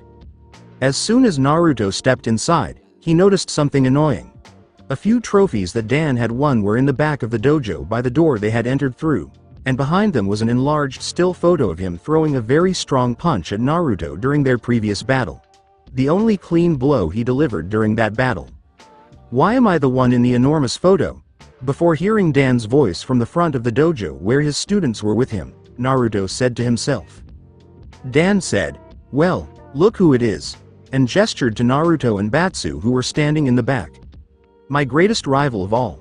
The master of every dirty trick in the book himself, Uzumaki Naruto. And his friend," he said to the 2 young men, who were also visible to all of his students as they followed his finger. Batsu, inexplicably, did nothing in response, while Naruto simply gave him the finger. "You know, the fact that he doesn't know my name actually makes me feel better about this whole thing." "Just a bit though," Batsu grinned. But Dan was far from done. He had only begun his tirade. "I see you've come to sabotage the opening of my newest gym. Well, it's too late for that. I've had plenty of time to show my students that my teachings do equal success, so you can't turn them against me now." What did Naruto care if these guys wanted to pay Dan to teach them how to fight? He felt a little uncomfortable, to put it mildly, as he glanced around at all of the students who were firmly behind their sensei. It wasn't really a problem at all. It wasn't his problem. However, it was a problem that they appeared ready to beat him up. "Can we leave?" Dan laughed, and many of his students laughed too, saying, "Not until I prove my style is the strongest in the world." Batsu explained to Naruto, who was already aware of it. Oh, I get it, hammering his fist into the palm of his other hand. They want to kick your ass. Naruto shrugged, looking around the room, and said, okay, we can either fight one at a time, or all together. He was looking for an outlet, anyhow. It was ideal for someone to try to hurt him because it allowed him to direct his resentment somewhere else. XXX Sakura's house 30 minutes later. Naruto sighed as he sat on Sakura's living room couch, saying, I feel way better now. For his troubles, he received a blow to the head that was intended more as a reprimand than an injury. They started it. And it was Hibiki Dan. You did 400,000 yen worth of damage to that dojo, Naruto. Sakura shook her head at him and plopped down on the sofa next to him. She fixed her eyes on the TV in front of them the same way Naruto had, and commented, you're lucky that a dojo has insurance for that kind of thing. When she gave it some thought, he most likely helped Dan's dojo get some positive press by demonstrating that, well, that's where all the action was. Once more, it wasn't entirely his fault because Dan was the one who continued sending his students in waves after Naruto and Batsu, akin to a kung fu film. Before pointing to the bathroom somewhere else in the house and saying, Batsu did some of that too. Why do you think he's in your bathroom washing blood off of his hands in uniform right now? Naruto responded, don't talk like I just walked in there and tore it apart all by myself. You two didn't even set up the trip to leave, did you? You completely forgot what you told me you were going to do after school. And now it's closed, Sakura moaned, covering her face with a couch pillow before shoving it in Naruto's face. I knew I should have gone with you, but no. You were all like, I'm not 10 years old, Sakura-chan. Me and Batsu can get tickets, Sakura-chan. This is my trip. I should be the one to handle all of this stuff, Sakura-chan. She continued, trying to lower her voice to mimic Naruto's speech pattern. Damn it, Sakura-chan, Naruto gritted as the two shoved each other's faces competitively. I know what I'm doing. I can book a traveling trip, I'm not Stu. Sakura bit his fingers after they got too close to her mouth. Sputtering once he was finally able to garner enough room to breathe again, Naruto managed to fight back in his own way. The two scuffled some more until they landed on the floor with a loud thud, and neither of them let up because Sakura had landed squarely on Naruto and wasn't going to let him go easily. Naruto countered by forcing Sakura to back off and put some distance between them by jamming his own finger in his mouth and then jamming it in her ear. With a grin on his face, Naruto leaned forward and gave Sakura a hard blow to the face using the pillow she had been attempting to use to discipline him earlier. I'm going to give you a chance to apologize for that, she said, her short brown hair all messed up from their altercation. Naruto responded by hitting her with the pillow 3 more times, this time with an even harder blow. At first, she appeared shocked. Sakura then went on to tackle him once more, starting the commotion all over again. This went on for a few minutes until Batsu eventually emerged from the restroom, worried that his mother would punish him for fighting in public once more and ruining his uniform as well. When he came back into the living room, Sakura had gotten so bad at their fight that Naruto's head was wedged between the couch and the wall. She hovered over him, threatening him this time with a dangling spit instead of punches, her knees pinning his arms to the ground like they had when they had fought during the tournament. Leaning against the chair that offered the best view of the action, Batsu asked, "Who you got your money on, kid?" As he walked over to another chair in the room where he saw Sakura's younger brother, a boy with messy brown hair wearing a soccer uniform. The boy was sitting and watching his sister and her friend fight in his house, calmly sipping at his juice box the entire time. Naruto wiggled desperately beneath Sakura as if reacting to his remark, saying, "Come on, get off already."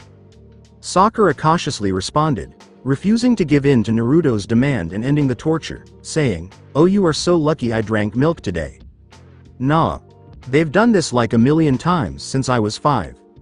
This happened like 6 times before. Watch. Naruto's about to do something to get back up before it's too late. After waiting for 20 seconds and nothing happened, Tsukushi, Sakura's younger brother, said, "I think." He then decided to call out to Naruto, who was losing in his eyes. "Hey Naruto, from the way you're stuck there you'd think you actually like Sakura sitting on your chest," he exclaimed, wanting Naruto to triumph. That would never do.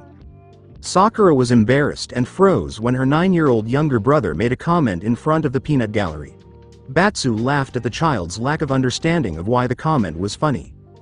After hearing the doorbell ring, Sakura decided to leave Naruto alone, figuring that he had enough of an excuse to sit up and crack his neck after he had been sitting at an angle for a while.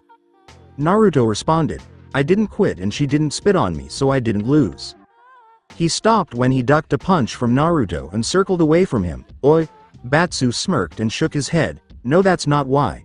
You didn't lose because you got to see up Sakura's. Why didn't you fight like that when you were wrestling with Sakura? Letting a girl pin you like that. It's embarrassing, Naruto," Tsukushi said, getting up from his seat and giving Naruto a hard thud as he passed him on his way upstairs to his room. Apparently, the idea of play fighting meant nothing to that young man. After observing Sakura return to the room, Naruto murmured to himself, "You won't be thinking that in like 3 years. Who's at the door?" he asked. "That was Shibazaki," Sakura said, her expression monotone as she stared down at Naruto, blinking a few times for effect. "Apparently, since you can't be counted on to get tickets without starting World War III in town, Karen handled the travel arrangements for us," Sakura said. "Cool." "No, not cool. That means we over now." "Not really. I saved her ass last week, so if anything we're even now." XXX. A few days later, on board the Queen of Victory in the East China Sea.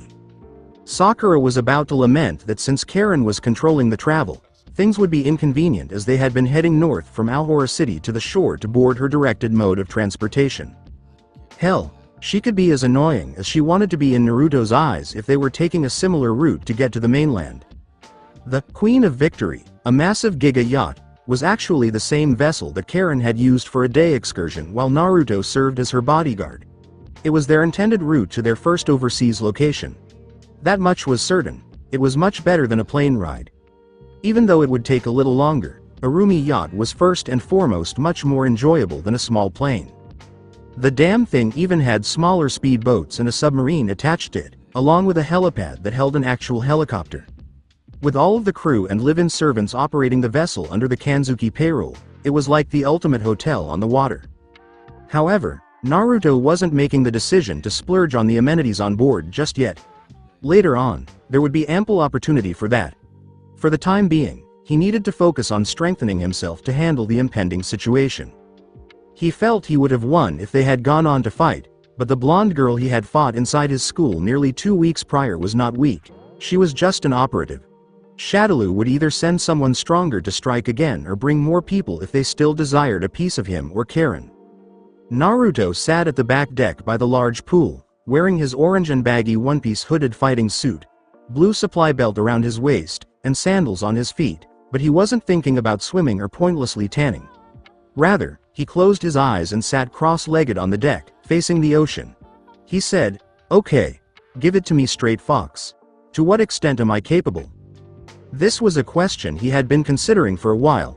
Years had passed, and it still bothered him, but he refused to give it any thought. The question of his strength had never come up. Here, there was no Akatsuki and no one to defend. The fact that he could heal himself was all that mattered, and he believed he had developed that skill and had become a ninja over time, learning multiple new techniques on his own and becoming stronger and faster without end in sight.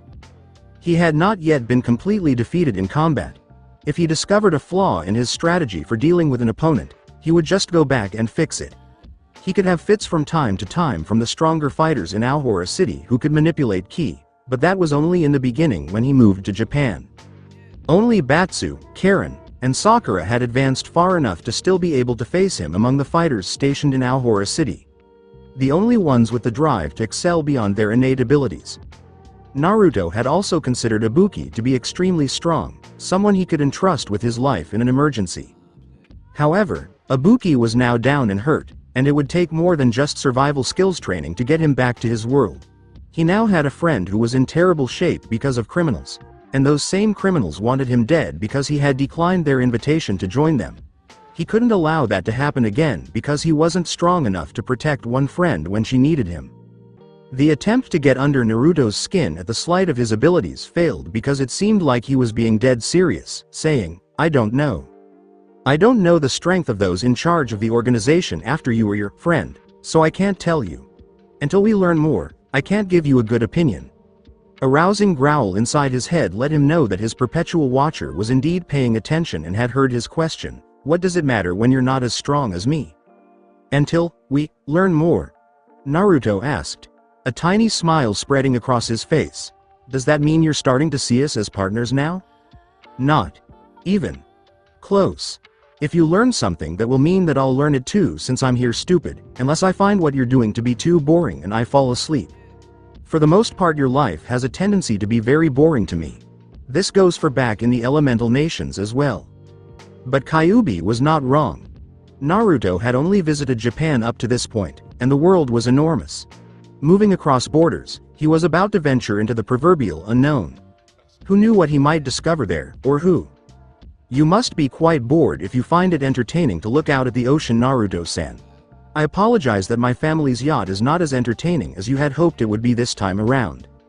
When Naruto turned around and saw Karen submerged up to her neck in the large pool he had chosen for his moment of introspection, his focus was snapped from his inner monologue to the outside world. No, I'm not bored, he replied, scooting towards the pool's edge where he remained sitting cross-legged while Karen swam towards him. I'm training, he declared, leaning forward to get a little closer without falling in. I chose to spoke to you after 15 minutes of swimming and watching you do nothing. Are you seriously telling me that you failed to notice me here for that long? Karen asked, raising an eyebrow on her delicately soaked features. Training usually involves getting up and moving, just so you know. Karen grinned as she continued to keep herself upright in the water. That was awkward, and Ishizaki was also present, carrying a towel and some refreshments in case she decided to exit the pool. Had 15 minutes really passed? When he talked to the Kyuubi, sometimes it felt like no time had passed at all, and other times it felt like it was already right then. Shibazaki, on the other hand, could sometimes feel the skinny steward of the Kanzuki heiress coming from a mile away. However, in order to save face, he needed an excuse, and he actually had one on hand that wasn't a complete fabrication. Well, I guess it's because I don't sense any killing intent from you. You and Ishizaki never want to hurt me, I guess.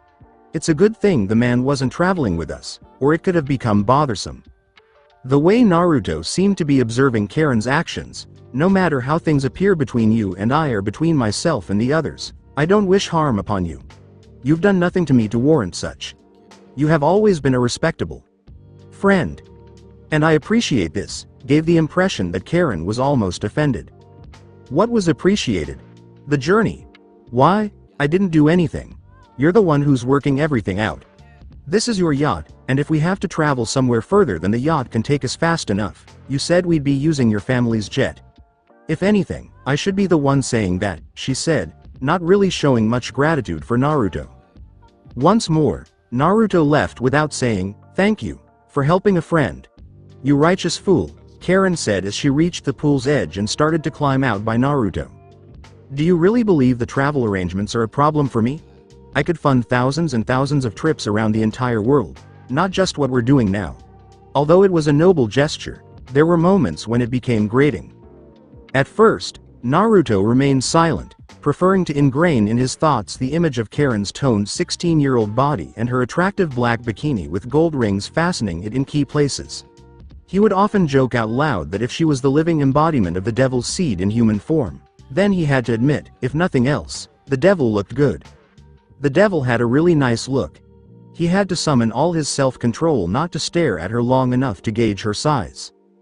To her delight, she had effectively stunned him into silence with her beauty, and now she continued to make the point she had been attempting to make. I never even discussed what I would pay you for this, Karen said, starting to dry herself with an Ishizaki towel. The thing that I appreciate is that you have chosen to aid me with my family's problem. Honestly, if I were to even locate anything to do with Shadaloo, I would be very hard-pressed to do anything about them on my own. I don't want money for this. Naruto replied with a scowl on his face, this is actually important. It isn't some small crap like what you've been paying me for. It actually involves someone getting hurt and lives getting ruined. Despite the fact that Karen would have likely felt the same way if it had been only for her, it wasn't really. The problem with it was that Karen's father's companies employed a total of millions of people.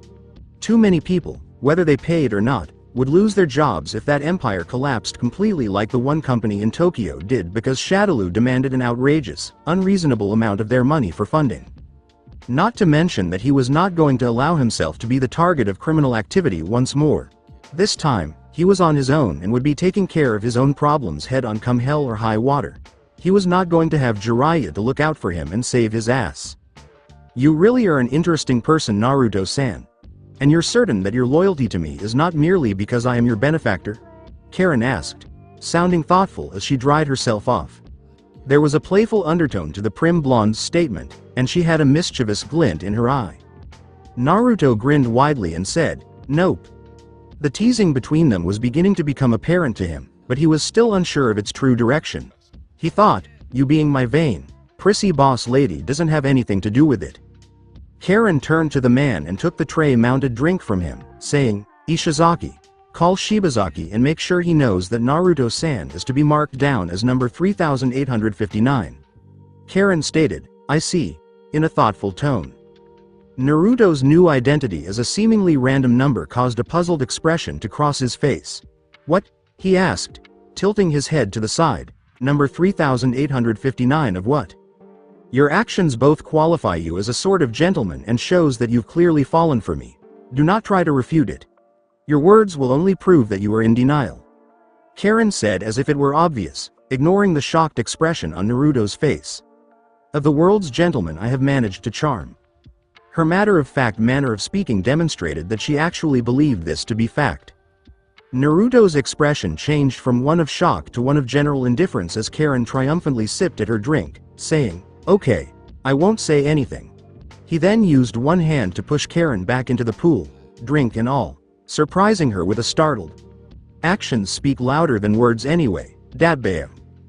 Karen surfaced, sputtering, and then slapped the water at Naruto in an attempt to splash him as the victorious ninja for hire began to walk the length of the pool to head back inside before she got out and maybe started to chase him. He didn't know what she would do if she was actually angry. He began to laugh at this and take off running.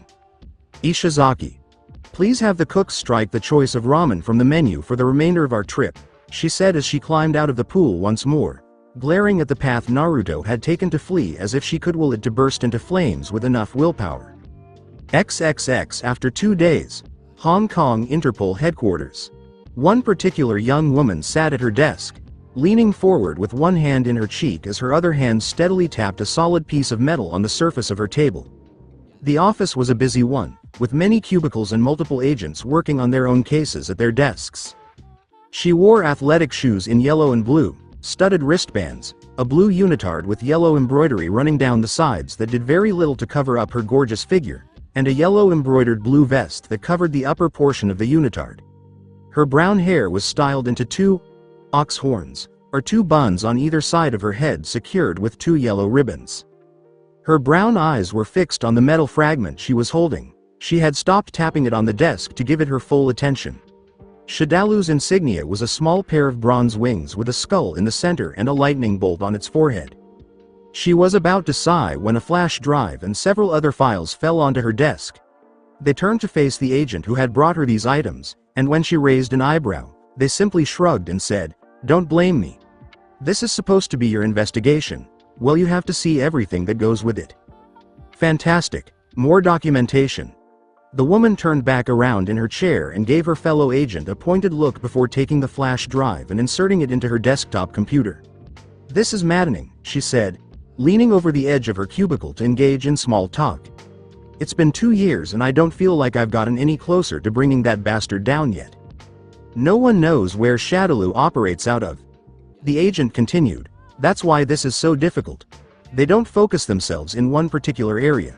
It's like they have a finger in some part of every relevant country's military. Probably ours too. You're killing yourself over this whole thing. It's not healthy, you know. Neither is letting a drug-dealing, genocidal megalomaniac have his run of the world. It's enough to drive you to drinking, isn't it, Chun-Li?" The woman's lips quirked upward slightly in response. "Absolutely." At that point, she decided that nothing more was going on and that she was on her own for the time being, not wanting to be the one who brought nothing to their eventual meeting while she waited for that AWOL US Air Force lieutenant to show himself to her for assistance. "All right, thanks. I've got to get to work on this. Could be more meaningful than just a fruitless search this time." "Good luck," the man said, heading off to tackle his own unfinished business. He's just a kid, Chun-Li thought as she began looking through the files on her desk. The first document she saw was a copy of a passport for a Japanese teenager named Uzumaki Naruto, who had blue eyes and blonde hair. What possible connection is there between this and anything? She continued looking through the file while she waited for the computer to complete checking the flash drive for viruses and installing the necessary software. No guardians, family members, or legally recognized sources of support were identified. No history before 4 years ago. A fairly well-known mercenary in most of southern Japan, albeit one who is typically employed by the Kanzuki Zaibatsu to perform odd jobs for their heiress. Not to mention accounts from witnesses of his unusual fighting skills and a stifling energy emanating from his body. Chun-Li recognized something very much in that, and not in a positive way either.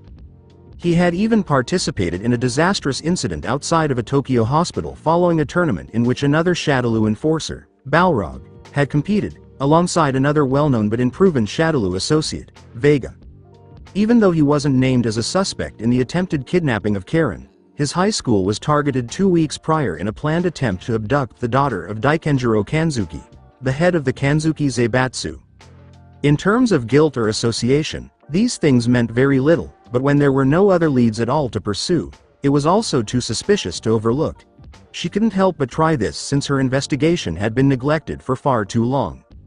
And as of 2 hours ago, he was in the nation, which is why whoever was on the fence about this kind of thing sent her a copy of his passport. She received anything and everything pertaining to Shadaloo because anything could be helpful. And when the flash drive was done installing on her PC, she saw a video of Naruto and Sakura's final fight during a Japanese tournament match, with the words, "That power." That being said, she got up and made the decision to try and pay this boy a visit. She would begin by traveling in the direction of the yacht that was berthed in the southern harbor, which was also one of his listed methods of entering Hong Kong. Sundown, Aberdeen Square, Southern District, elsewhere in Hong Kong. Finding his clues to anything that could lead him home was currently Naruto's first and most crucial task. The problem was, though, that he had no idea where to start looking. How was he able to? And there was only one thing to do in big cities like Tokyo or Hong Kong if he needed to find out anything about the past. Go to the busiest, most energetic location he could locate and put his ear to the ground to listen for any scrap of information. He found that if someone had the audacity to say something aloud, it was more likely to be true the more ridiculous and absurd it appeared. Naruto had wasted no time in heading to the biggest shopping center he could find in the area after they had been given the all-clear to enter the city from the location where the yacht had docked. All he had to do was find a way to enter the underground, and he didn't need any of his friends to help him with that. He would not have benefited at all from them since they would all have seemed out of place. He was certain that he would receive a harsh reception from everyone upon his return, as he had essentially abandoned them when it was decided that they should postpone their exploration of Hong Kong until first light the following day. Yes, that was not his preferred course of action. Walking around in broad daylight with 2 girls who insisted on sticking to their schoolgirl uniforms even while on this trip, what kind of dirty information would he ever get? That was definitely not the kind of dubious information he was hoping for, especially on something as strange as what he was trying to find. Maybe he could have pulled it off with Batsu, but any small street punk advantage of having him along would have been wiped out by Batsu's total ignorance of the underworld's covert operations. Thus, in Naruto's operating manual, flying alone was the authorized course of action, at least on this trial run. Nevertheless, all of his efforts were in vain. In an attempt to follow some kind of trail, he visited the creepiest, back alleyways that traded in the black magics of the area or sold arcane artifacts. He was about to call it a day when the sun began to set and many businesses began to close. When night fell, he would give it another go. If anywhere was open after dark, he would go there first, but he wasn't holding his breath. He might, however, go look for a ramen stand in the interim since he was growing bored just loitering by one of the big, elaborate gates leading into the shopping center. In a place the size of Hong Kong, there had to be one, right? She literally hit him in the stomach a few days ago for pushing her into the pool, darn Karen. He was patting his stomach, to which he was mentally apologizing for denying it the best food in the world because he found it funny, when he became aware of a stranger approaching him and leaning against one of the gate's pillars. He was suspicious of her company, which she knew full well, and besides, he looked just like the child she was supposed to be looking for. Check, check, and check. Blonde hair, blue eyes, and an orange outfit that no one in the area would wear. But Naruto sensed that this woman was a fighter of some kind. She had to be, given her toned thighs, which were evident from the outfits she wore. But what exactly was she wanting? Was the question. Choosing to stop circling him, Chun-Li approached him, brandishing a badge, and said, "Naruto Uzumaki? I'd like you to come with me. I think you've got some things that I want to know."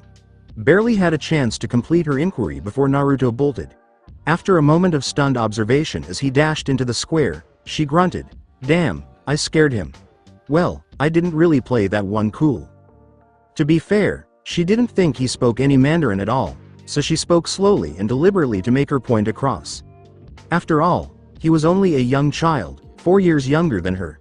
She was mistaken, though. He was able to speak it.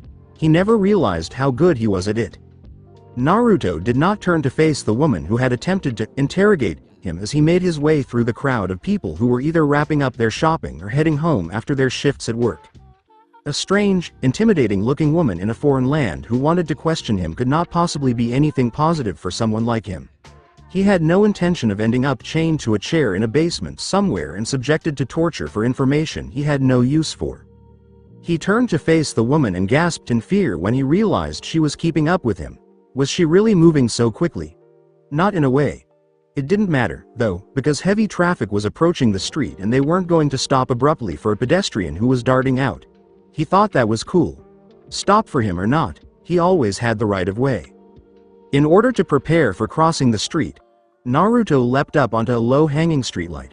From there, he was able to start skipping and running along the power lines until he could use that height to launch himself across the street and over a chain-link fence with ease. Glancing back to make sure he had lost his pursuer, he was treated to the sight of her springing off the moving car's roofs with touches so light they seemed to be made by her toes barely brushing against them. At the end, she leapt and landed on the gate he had just cleared, seemingly effortless like a cat. "You done running yet?" Chun-Li asked Naruto, her expression stern and indicating that she wasn't pursuing him for amusement. As he formed his cross-hand seal with his fingers, Naruto was considering a sarcastic reply, but he refrained from speaking when he realized that creating clones would be ineffective in hiding his escape. Any half-decent combatant could dust his clones as they attempted to hold her back and conceal his own escape. He was in an alley. If she was really skilled, she could just cut a path through them because it was a small alleyway. More times than he had anticipated, it did. No, he needed her gaze to leave him alone in order to escape unharmed. Therefore, he would have to keep running until he managed to henge himself out of there by saying, "I'm not going anywhere with anybody I don't know, lady. My name is Chun-Li. I'm an agent of Interpol. Is that enough to get you to come with me or not?" Chun-Li asked, rolling her eyes as she reached into her vest and pulled out her credentials to show Naruto. For an instant, Naruto was going to accept and accompany her, but at the last second, he simply squinted at her and said, no, even if she was an Interpol agent, he was not going anywhere. Go catch a real criminal. I didn't do anything. Stupid brat, I'm trying to if you just come with me. Come on kid, come with me and tell me everything you know about Shadaloo. I know you've had some dealings with them, he said, asking why children had to be so tough about everything. Transactions? So this girl believed he was in the group with those clods? Oh, that's all you want? He asked in a voice that carried a hint of danger. Okay, I'll tell you something. I'll tell you that you're wasting my damn time chasing me down over this. I'll tell you that you can't find Shadaloo because Interpol can't find their own ass with both hands and a map. Is that good enough or do you want any more? Naruto responded. That was an insult to his character if he ever heard one. After Naruto made crude remarks about Chun-Li's investigative agency, Chun-Li furiously snapped out of it. Okay then, this is why fighting ability is important after all, she said, punching into her other palm as she peered down at Naruto from her perch on the fence. Handcuffs and a badge can only get you so far. He was just some punk with a smart mouth. Is that a threat? Are you going to keep being a little punk ass? They never would have fought in a perfect world. In an ideal world, Naruto would have been able to appropriately distribute and fairly manage his totally reasonable paranoia, giving the foreign law enforcement official in Chun-Li some measure of credibility and deference even after their brief pursuit episode. After consulting with each other, they would have discovered that even with their combined knowledge, they still knew nothing about Shadaloo. At that point, They would have exchanged contact details, expressed gratitude for each other's efforts to assist, and agreed to work together again should the need arise.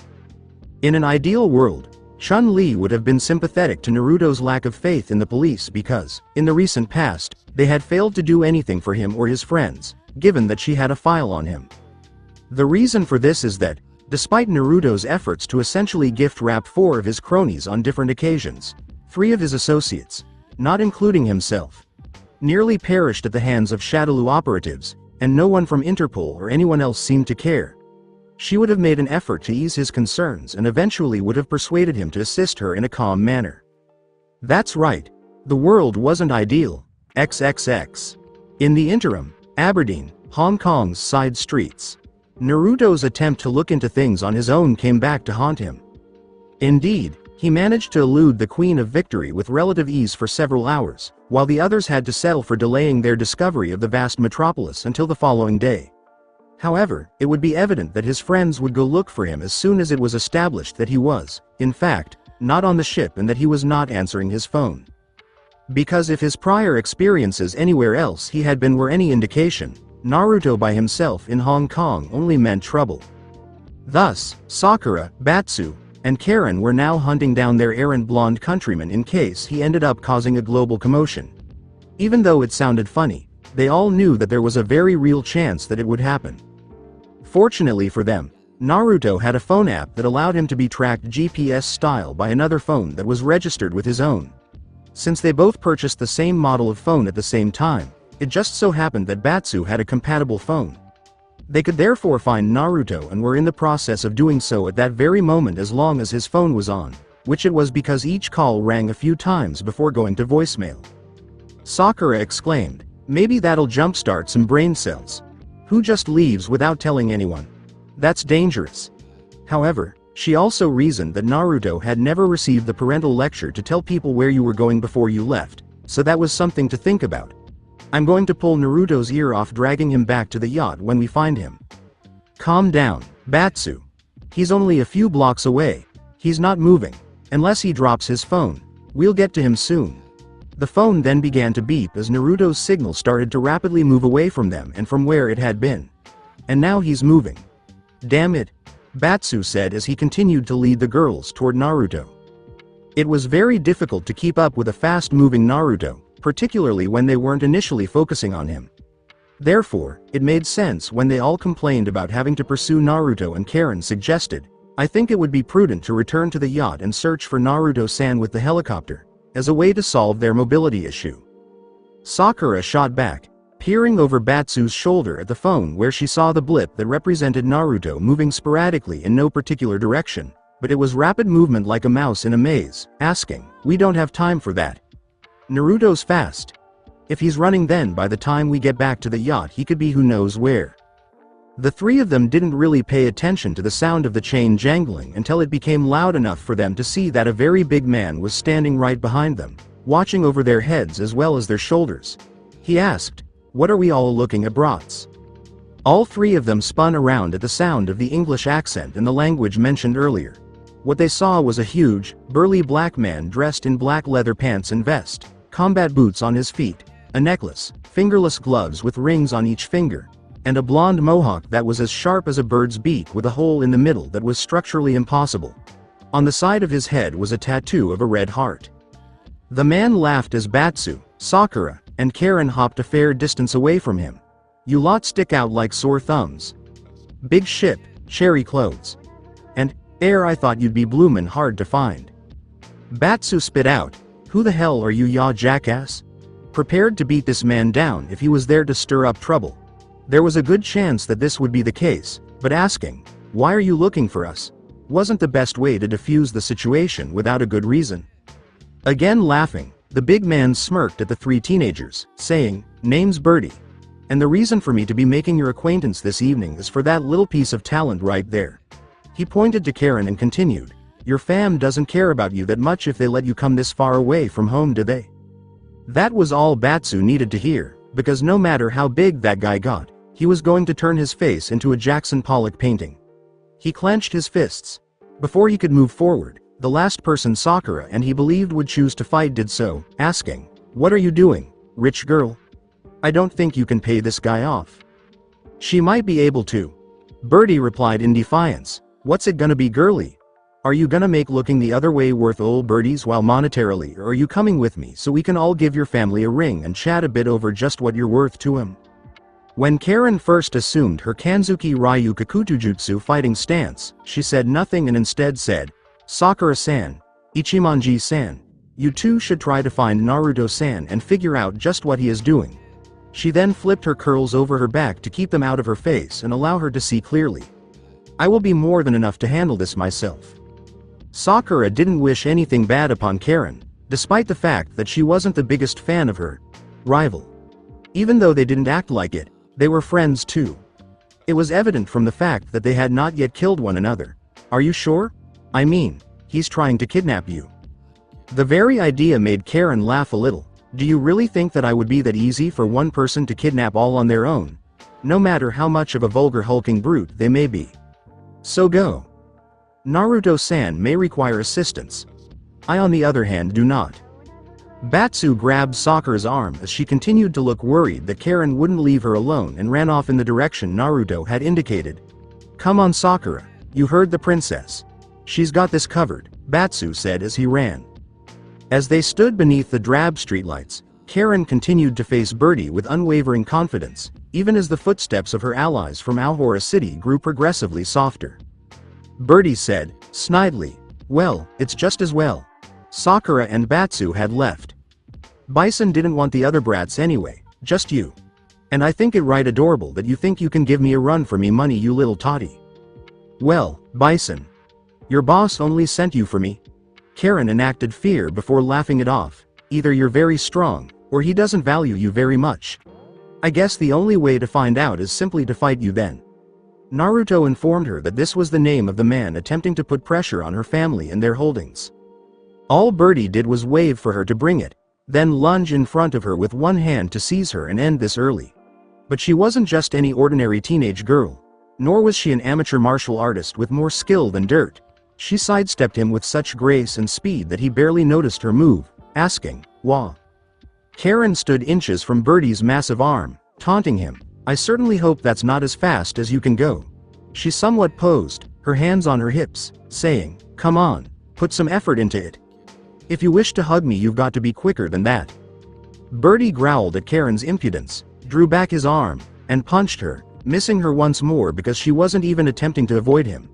This time, though, she pretended to yawn. You posh little twat, he angrily exclaimed, launching himself into a barrage of punches at her.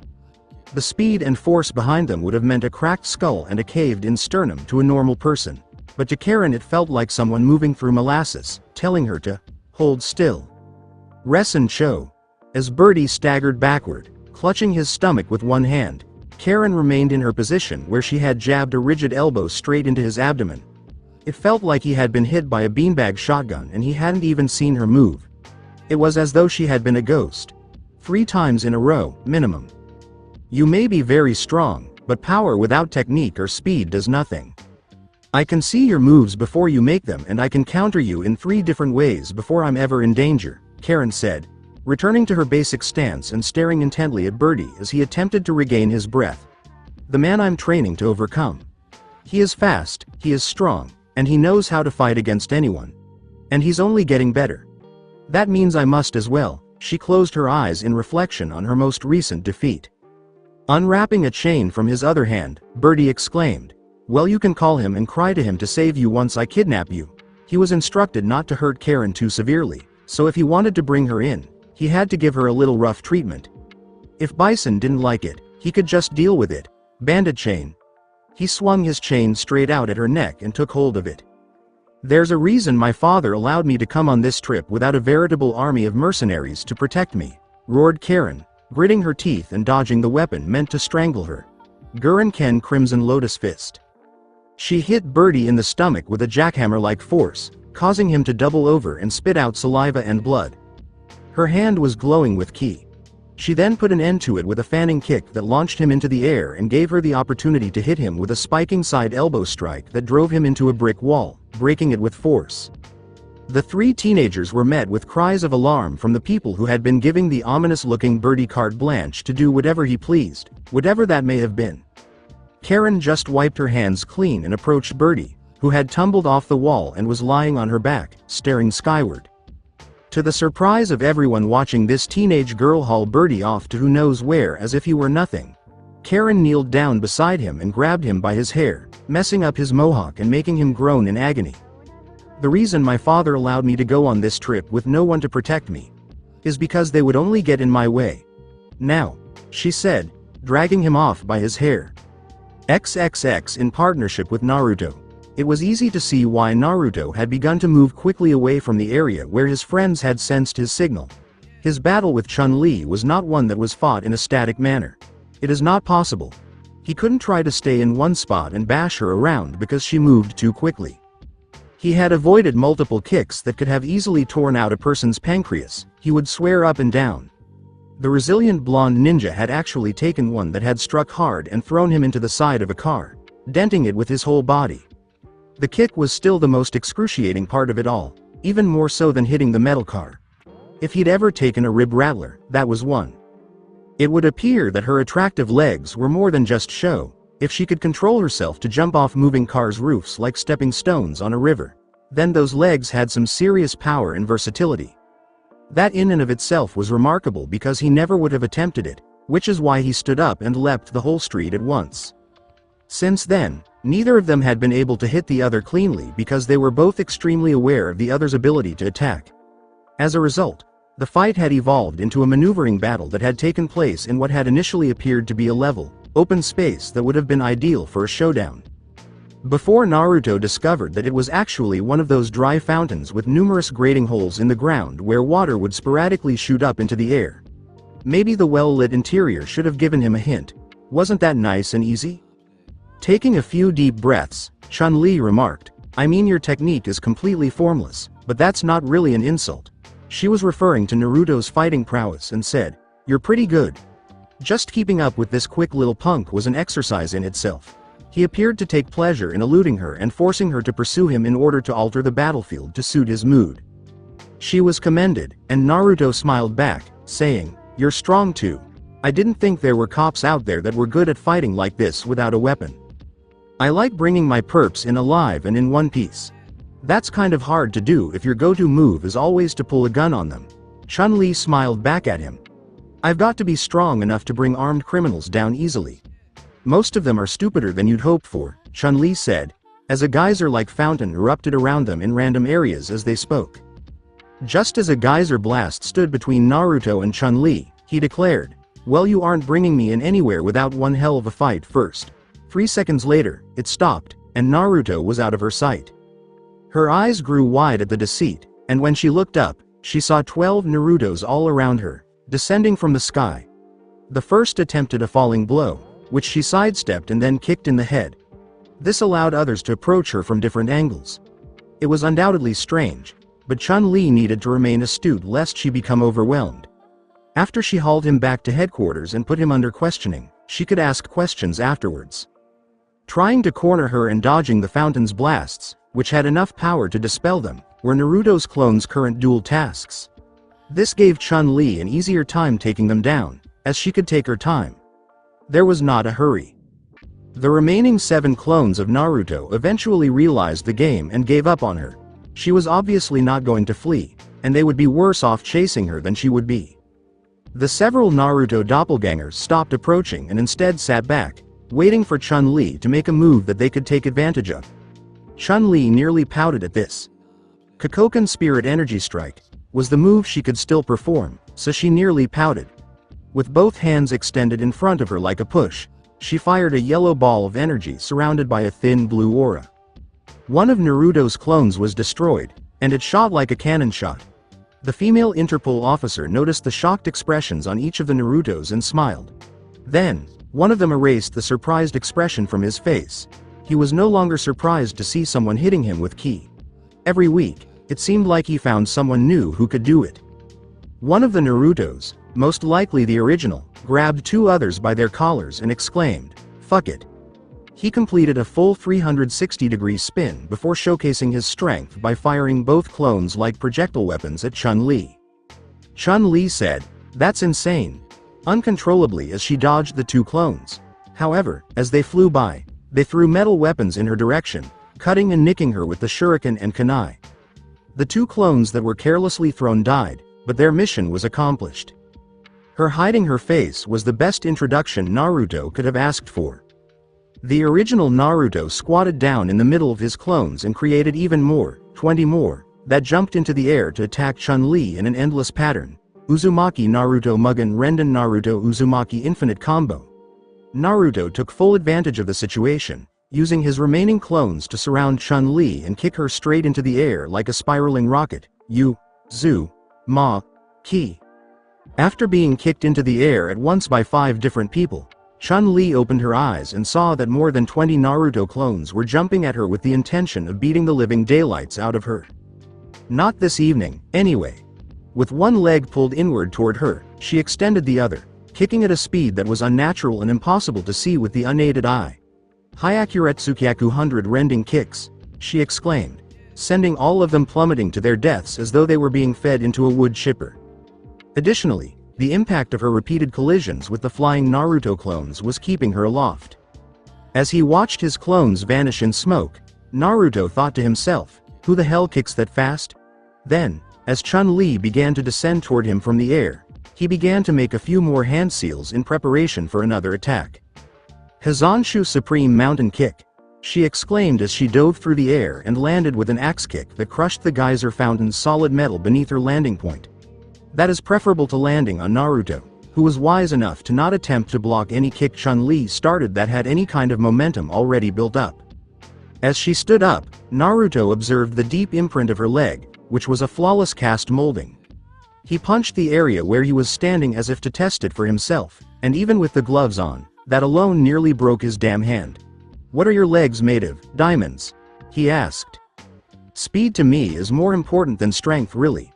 Having all of those muscles that some fighters have is all well and good, but good luck trying to hit anyone with decent evasive skills," Chun-Li said, evoking a quiet laugh from the crowd.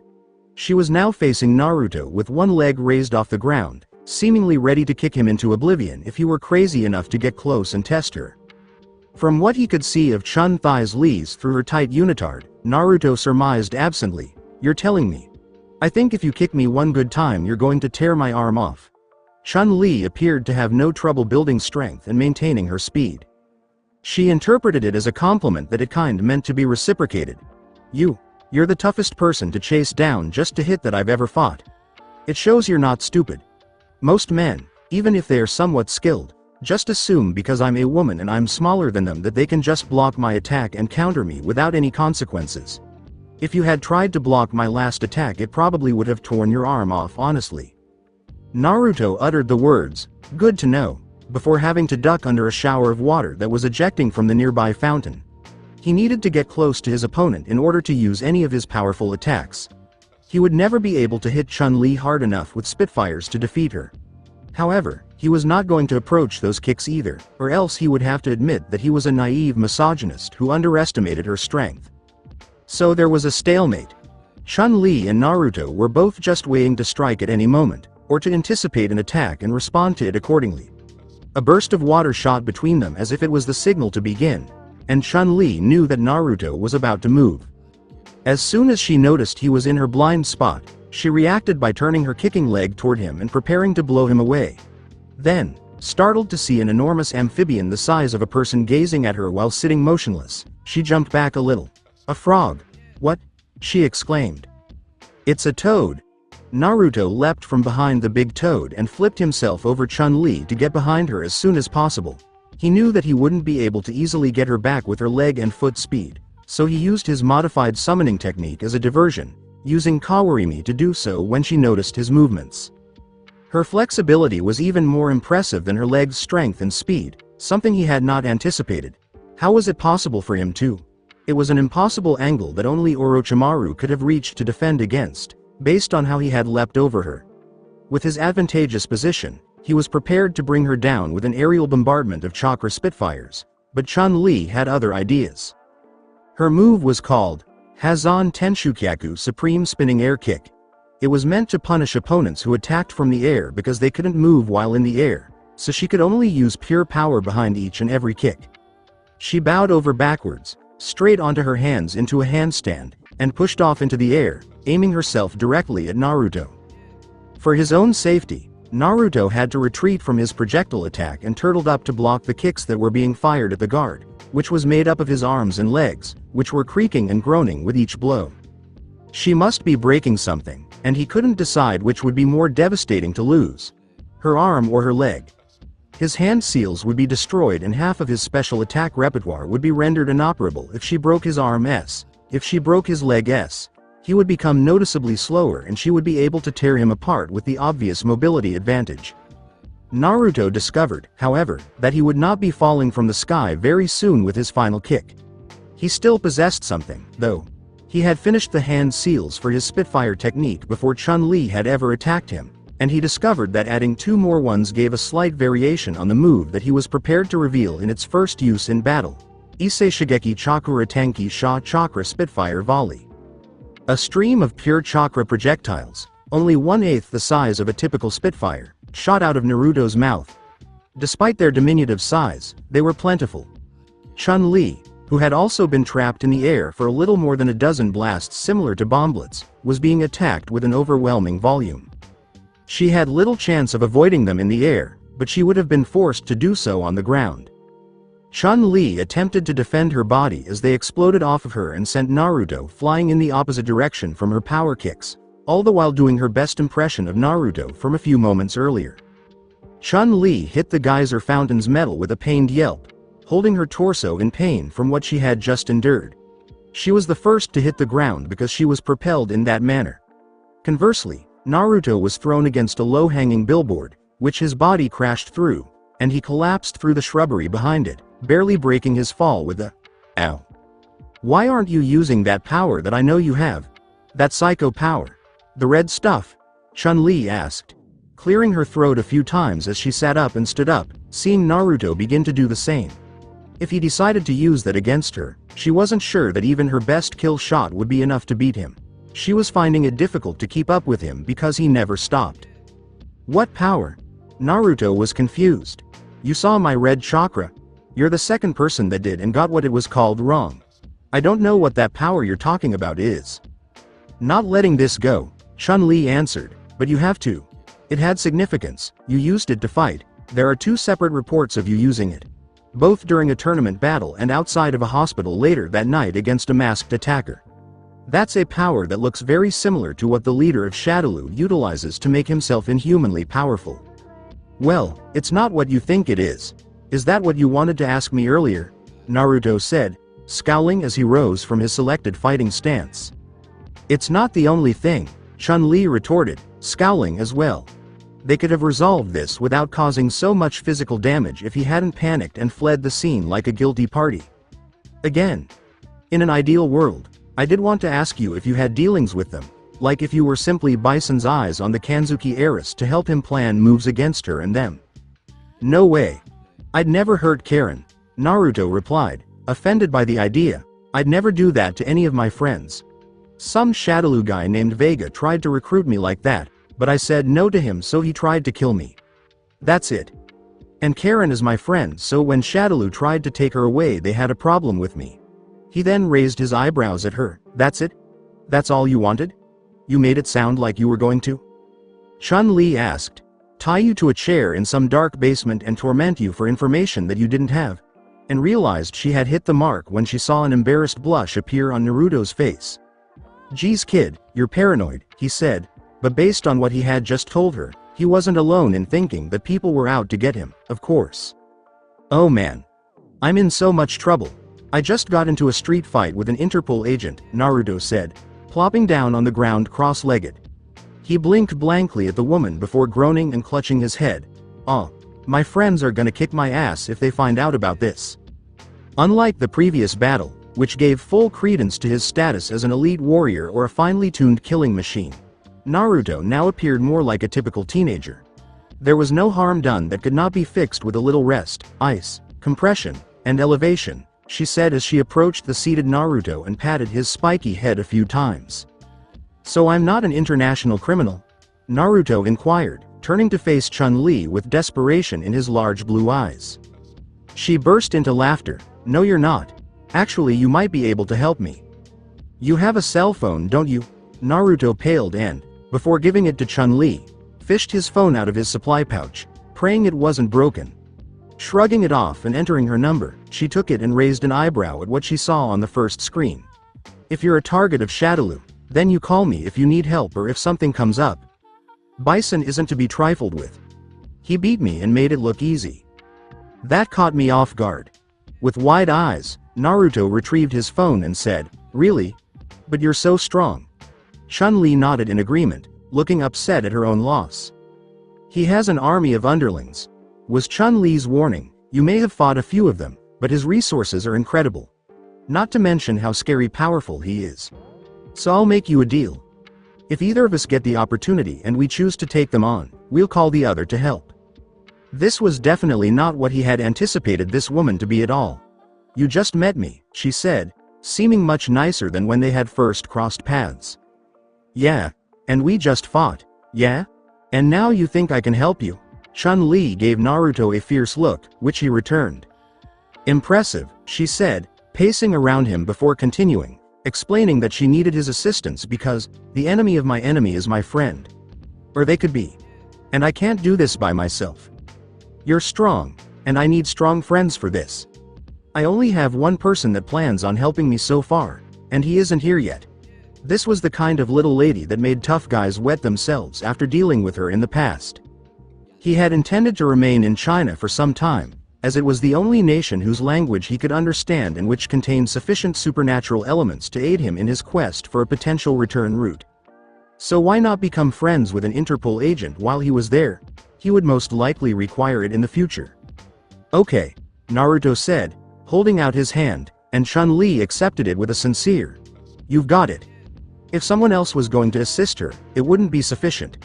So now at least I've got someone else that wants to help me kick Bison's ass, he said, reasoning that since he was going to stomp a mudhole in this Bison person who was the Shadaloo boss anyhow, he might as well do it with friends.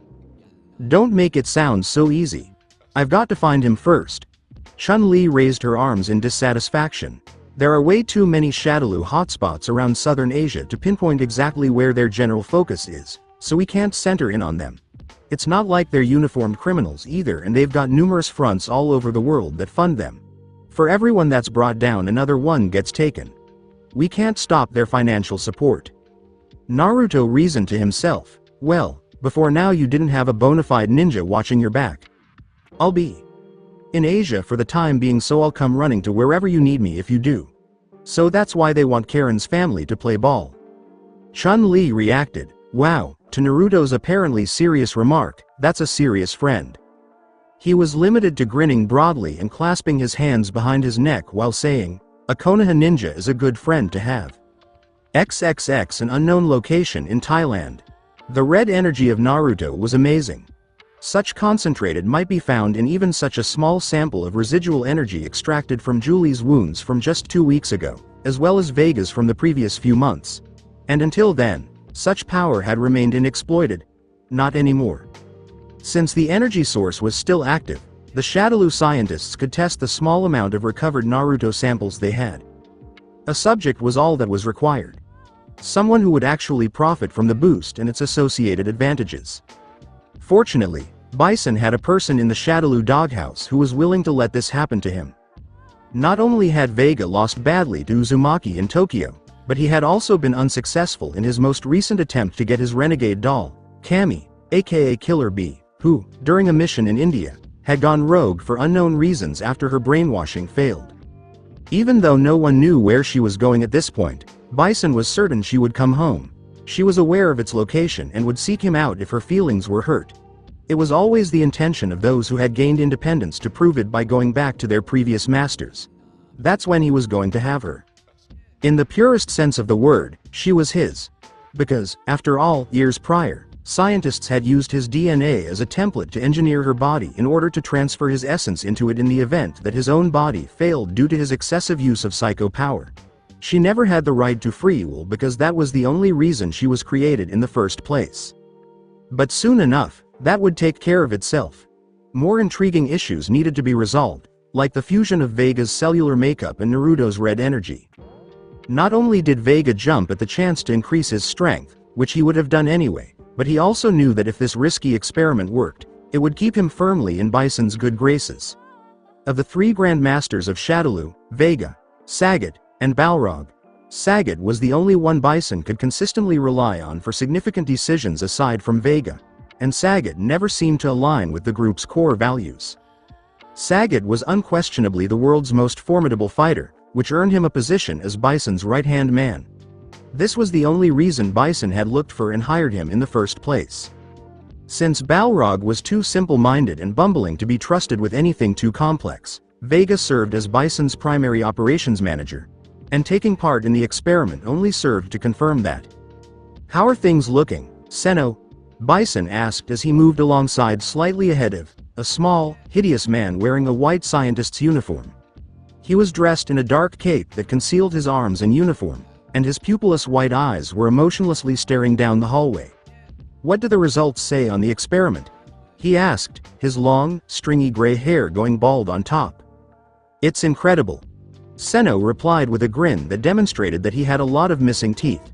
Vega's body responded violently to the splicing of his cellular makeup with that of the boy Naruto Uzumaki's red power at first. "We had to tie him down in order to keep him from harming himself and those around him at first, but he eventually settled down. We've been observing him for the last 72 hours. Thus far it has been a success." Not sharing the man's penchant for the dramatic when it came to outcomes, Bison asked impatiently, "And?" Senno, sensing this very fact from his deadly and dangerous leader, wasted no time in getting right to the point, walking ahead of Bison to prevent him from reaching the lab door first and accusing him of being impolite for not opening it for him. Well, Master Bison, Vega's body has gone through radical changes. The coagulation of blood in the healing of his wounds has multiplied 20-fold. His scar that was left on his body from the internal injuries inflicted on him by the boy healed right before our eyes in a day, even though we diagnosed that it wouldn't fade for another month at the very least. His muscles are more easily able to react as his reflexes have increased significantly and, if I'm correct, his strength has also increased. We're still running tests, but we believe that the... When Senno opened the lab door, Bison entered with a curious look in his eyes. His kind of scientist, brilliant though he was also a complete coward with little or no morality. "Vega, I've heard of your successful results from the infusion of the Uzumaki boy's energy," the man said, gazing at his scar-free torso in a full-body mirror inside the lab. Vega was dressed in his typical combat attire. "Oh yeah," Vega replied, grinning as he continued to examine himself. He was perfect as always. It disappeared as if it had never happened at all. That unsightly spiral bruise, scar that served as both a physical imperfection and a constant reminder of his loss to that monster of a child. "You can see the results for yourself, Master Bison. As if nothing ever happened at all. I'd like to get you back to work as soon as possible. There's a lot to be done these days. Many activities are in motion. So tell me how you're feeling," Bison said, standing behind the Spanish ninja. "That's good to hear. How else?" Vega asked, his eyes glowing red for a brief moment before going back to normal hazel. "Pissed off and ready for round 2, he said, turning to face Bison, who was still grinning as he put on a fresh porcelain mask. We'll meet you in the next part. Till then, bye bye.